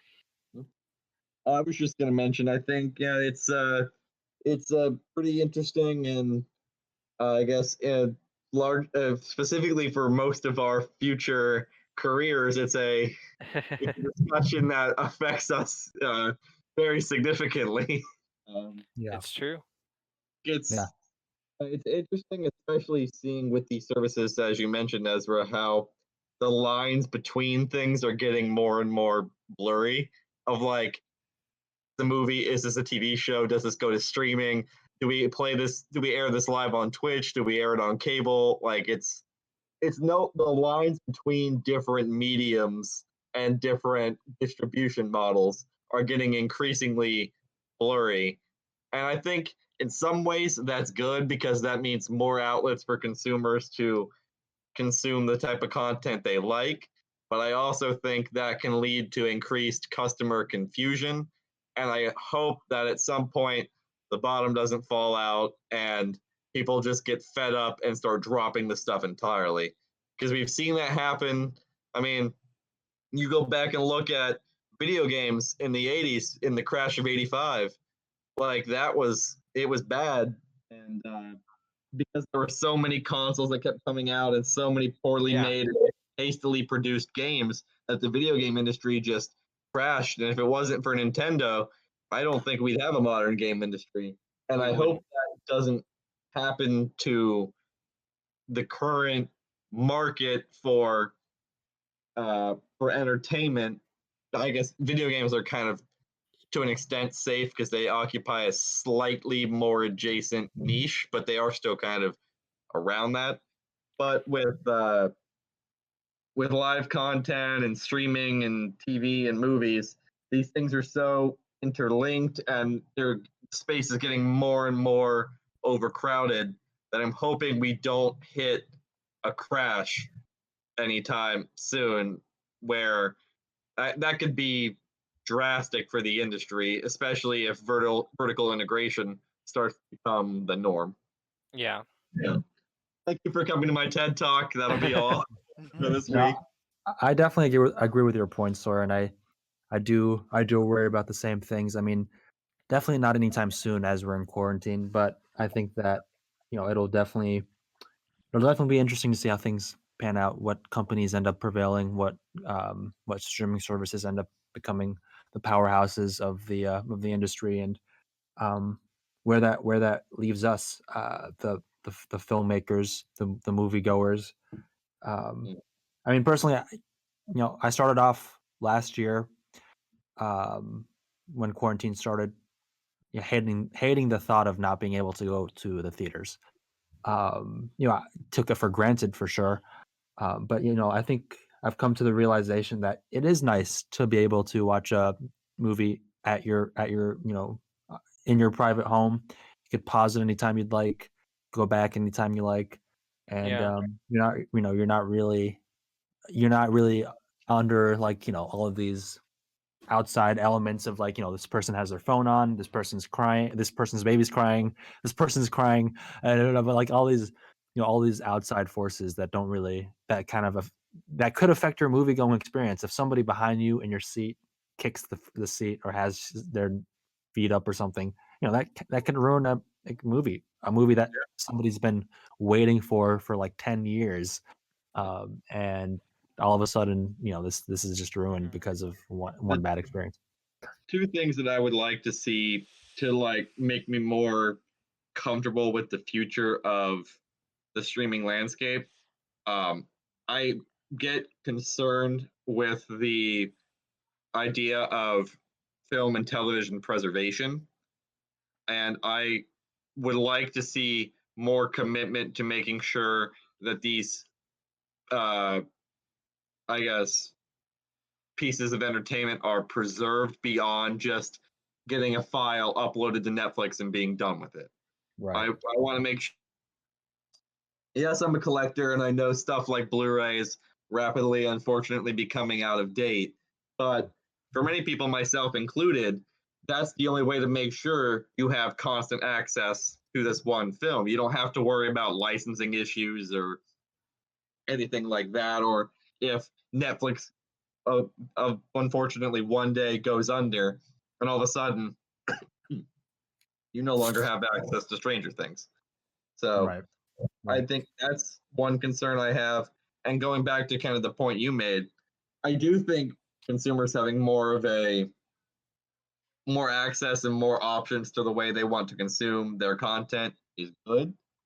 But I think it's like, for example, people like us who care about an optimal experience, if you have the budget, if you really wanted to kind of create a home theater experience, you can get a 4K TV or a pretty good size. Obviously, it won't be the same as the theater experience, but you can get some good speakers, a good enough TV, and obviously, not everybody would be able to afford that, and that's why I still think theaters need to be around. But giving people the option to say, "Hey, I want to stay home and watch the movie on a good TV," I can pause it and make my own snacks and not have to worry about the how cold or hot it is, babies crying, people kicking my seat, stuff like that. I just think more options are good. The one thing I would like to see on top of that, and I know it's a long shot because of rights management and all that, but streaming is still so reliant on internet. I would like to see something kind of like Game Pass where you can download the movie, even if you have to like remove the download after 30 days or something, because I know that's because you can do that on mobile devices. But I would like to see for something, for example, if I'm watching Disney Plus on my PS5, if I could say, oh, I want to watch the next episode of Mandalorian, download it to the hard drive and watch it back at full resolution rather than have to worry about it fluctuating while I'm streaming. I would really like to see that option become the norm, or at least on devices that can handle downloads. Obviously, it wouldn't really make much sense to have that on like a Google Chromecast, but on things like PS5 and Xbox Series X or even PCs, I think that's an option that it would be a good way to kind of meet in the middle of those people who don't have an internet connection strong enough yet to kind of sustain streaming the way many other people do, but at the same time, it gives them the option to do to kind of give them a helping hand and still be able to watch these things, even if they have to spend 12 hours downloading Wonder Woman, they can still watch it the next day or something like that. Yeah, Yeah. I agree. Well, and it all comes down to the digital divide at that point, and if you're talking about that, then we really have more pressing concerns than streaming services, I guess, is kind of my Yeah. my take, is that like that's a problem that gets solved once you address the digital divide in a meaningful way. But right now, without that, there's no really effective way of solving that problem. I still also want. I didn't mean to cut you off there, Caleb. I was just going to mention that I still hope if Blu-ray eventually does go away, I still hope services like uh, being able to purchase on Prime Video and Vudu and Movies Anywhere and stuff like that, and iTunes, or whatever they're calling it now, where you can purchase the file, and even though I know it's technically a license to like essentially use it as a digital copy, I still hope that sticks around. I don't want the only way to watch content to be exclusively paying a subscription fee. That's essentially all of my entertainment at the mercy of the distributors. That's true. It's true. Yeah, Ahmad and Caleb, do you guys have any other things to add before we move on here? I'm good. I think I've said everything that I've been thinking about, ruminating over. A lot of food for thought, though, for sure. Yes, definitely. And A lot of meat and potatoes. yeah. Well, and we're definitely coming back to this. Like I think I've been saying every time we talk about this, like this is not Right.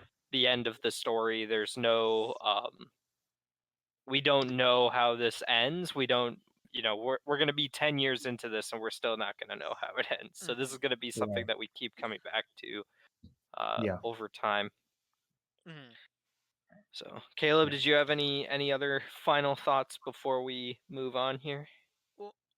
Well, other than basically what Ahmad said in the beginning of this, is like COVID has really sped up things in terms of the way we are viewing streaming services and everything, and the way competition is now very much heating up, and decisions are being made And you know, while there's definitely not going to be an end to this, it's an industry. It's going to try to expand in many ways. Um, you know, the reason why we keep talking about it is because this is something that is accelerating quickly. The story has changed within almost every week in this past year of how streaming services have been handling things.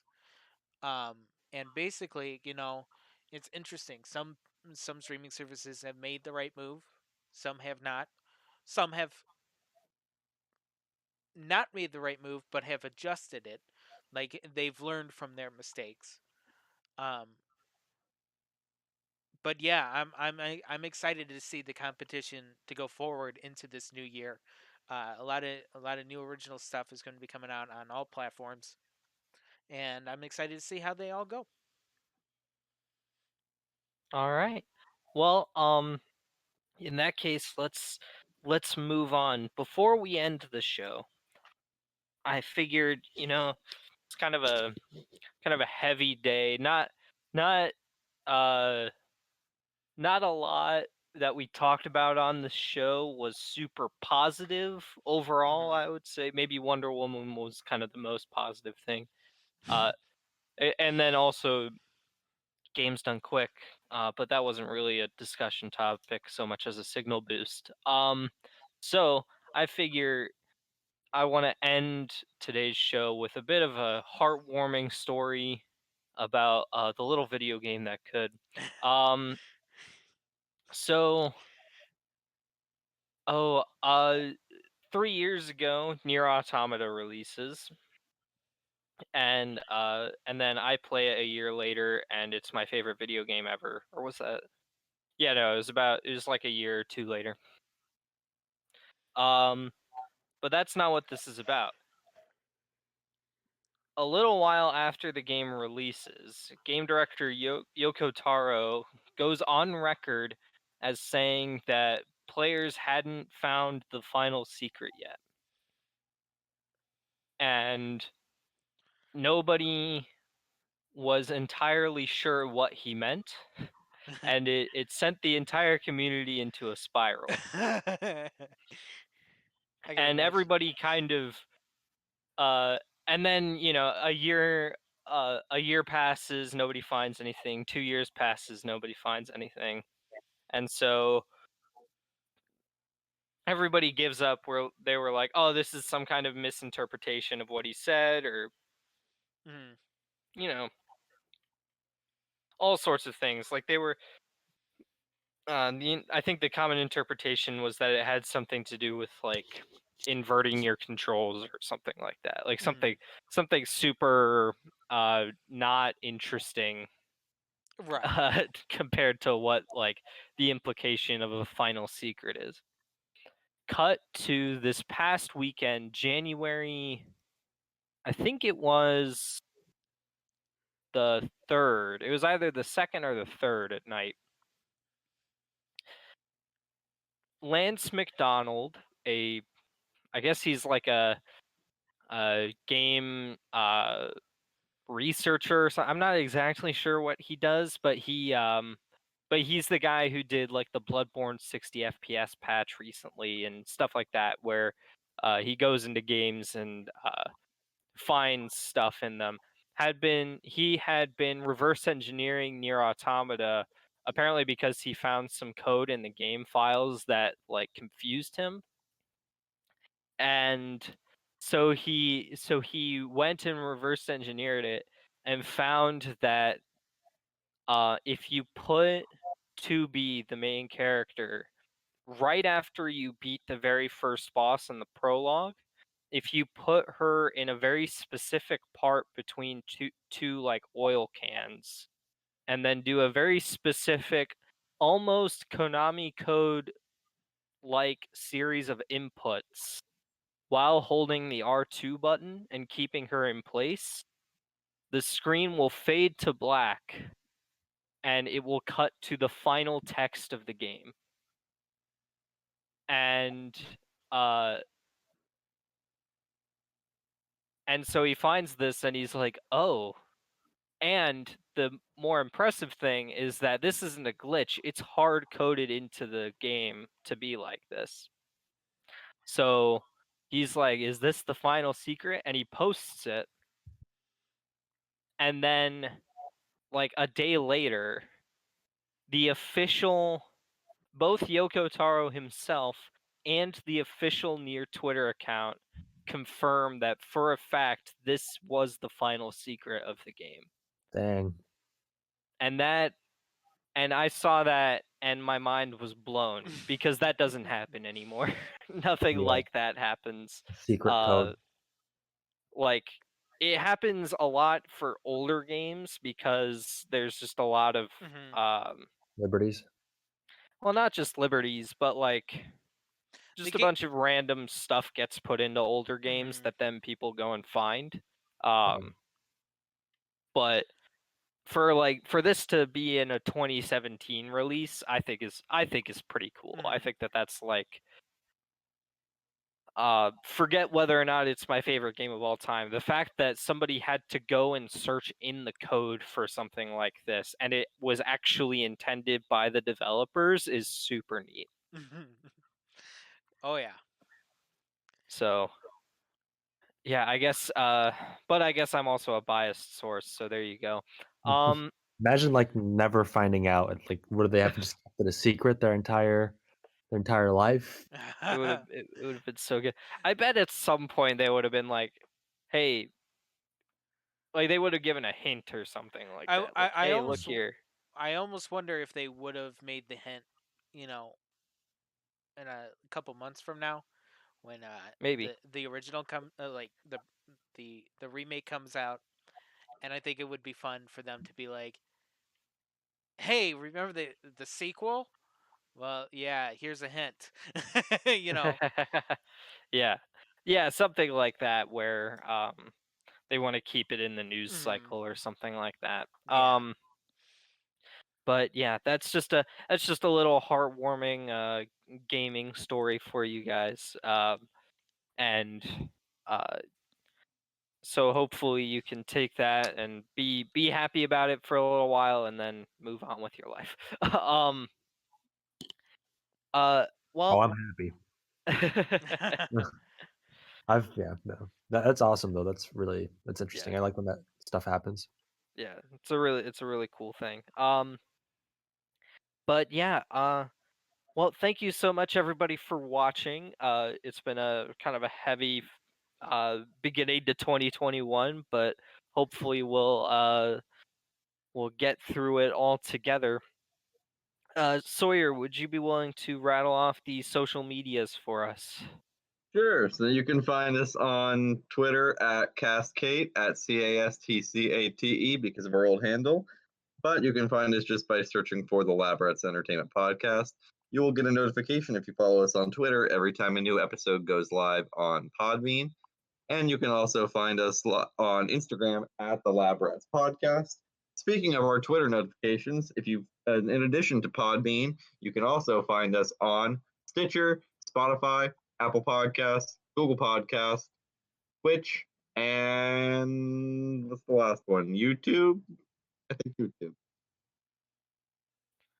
All That should right. be it. If you're looking for us, we're probably on whatever platform you use for podcasts. We're on true. pretty much everything. Yeah. It's true. Yeah. Everywhere. Yesterday, I was giving a shout out to the podcast on my speed run, and Ezra was there, and I was like, "Yeah, we're on Spotify, YouTube, pretty much every streaming, basically any podcast streaming service we're on." um, yeah, Sawyer's much better at this than me. I've drilled it into my head over 60 episodes. I've gotten used to it. Very true. More than 60 at this point because you've got the Catacast to worry about too. It's the same numbering, I believe. I think it's the That's same true. numbering as well. Oh, that's true. That's true. That's true. Anyway, if there's a service we're not on that you want us to be on, DM us on Twitter or Instagram, tweet at us, whatever, and do our best to get on it. Yeah, definitely. I like being on as many things as possible. Just so that people don't have to search too hard for us. Because whenever Or I'm like, ooh, person I like made a cool thing, but I have to go to their new fancy streaming service for it, Mm-hmm. no way. Yep. What's you cannot what is ignore it. Nebula? um, but yeah, with that, Ahmad, you got anything else you want to plug before we head out? No, nothing to plug. Stay safe out there. Yes. Stay Yes. optimistic. Hopefully, we end off 2021 better than it's starting off. Although, I mean, yeah, we're gonna make it through. That's Yeah. all. Just keep watching, keep playing, and just enjoy life. Be careful, Yeah. be smart, be kind, and Respect one another. Respect each other's one another. opinions. Yes. And yeah, I guess that really does it. And to our like 99% American viewers, be respectful. Yeah. That's all I'm gonna say. Yes. Be respectful and be good. Caleb, you got anything else you want to mention before we head out? Um, If we go home after a long mission? no, I still want to try to. I know I keep teasing this, but I still want to do some specials soon. Special episodes. Like, I'm tempted to do. I really want to do, even though the game is practically dead at this point. I want to do an Among Us stream with us all. I think that would be fun. So Yeah. That's Oh, yeah. true.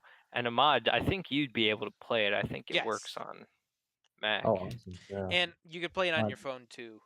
Oh, really. that's true. So Yeah, I'd be down for that totally. it's Yeah, I mean, I should be available to do one. So yeah, I'll have to figure out a time eventually oh yeah, with probably our semester starting up Well, soon. Yeah. very and then I'm also working on getting some special guests soon. So Yes. I'm really Yeah. excited with that. nice. Yeah, definitely. And yeah, we're as um the semester starts back up for these guys, our schedule is also probably going to solidify a lot more. Over the break, it was a lot Mhm. more touch and go, but we're probably going to have a more uh consistent schedule once the semester starts up. So look forward to that, I guess. That can only be a good thing. Um, yeah, I think that's about it. I think we're going to start trying to branch out a little bit as we go on. I Mhm. have a few ideas of things that we can do as a podcast and as a brand, quote unquote, I Mhm. guess that uh I want to try to take into effect uh to um to really just keep us active and keep us on our toes and keep it um so that we can talk about stuff that maybe some of us wouldn't have been able to talk about otherwise. So yeah, we're definitely going to be working on that, and yeah, so look forward to all of that, and hold our feet to the fire if we don't do any of it. So Warm up my feet. yes, exactly. I could use some warming up. I spent a lot of time outside today. Oh, uh, All right. Well, I think that's it. So bye. Bye. bye.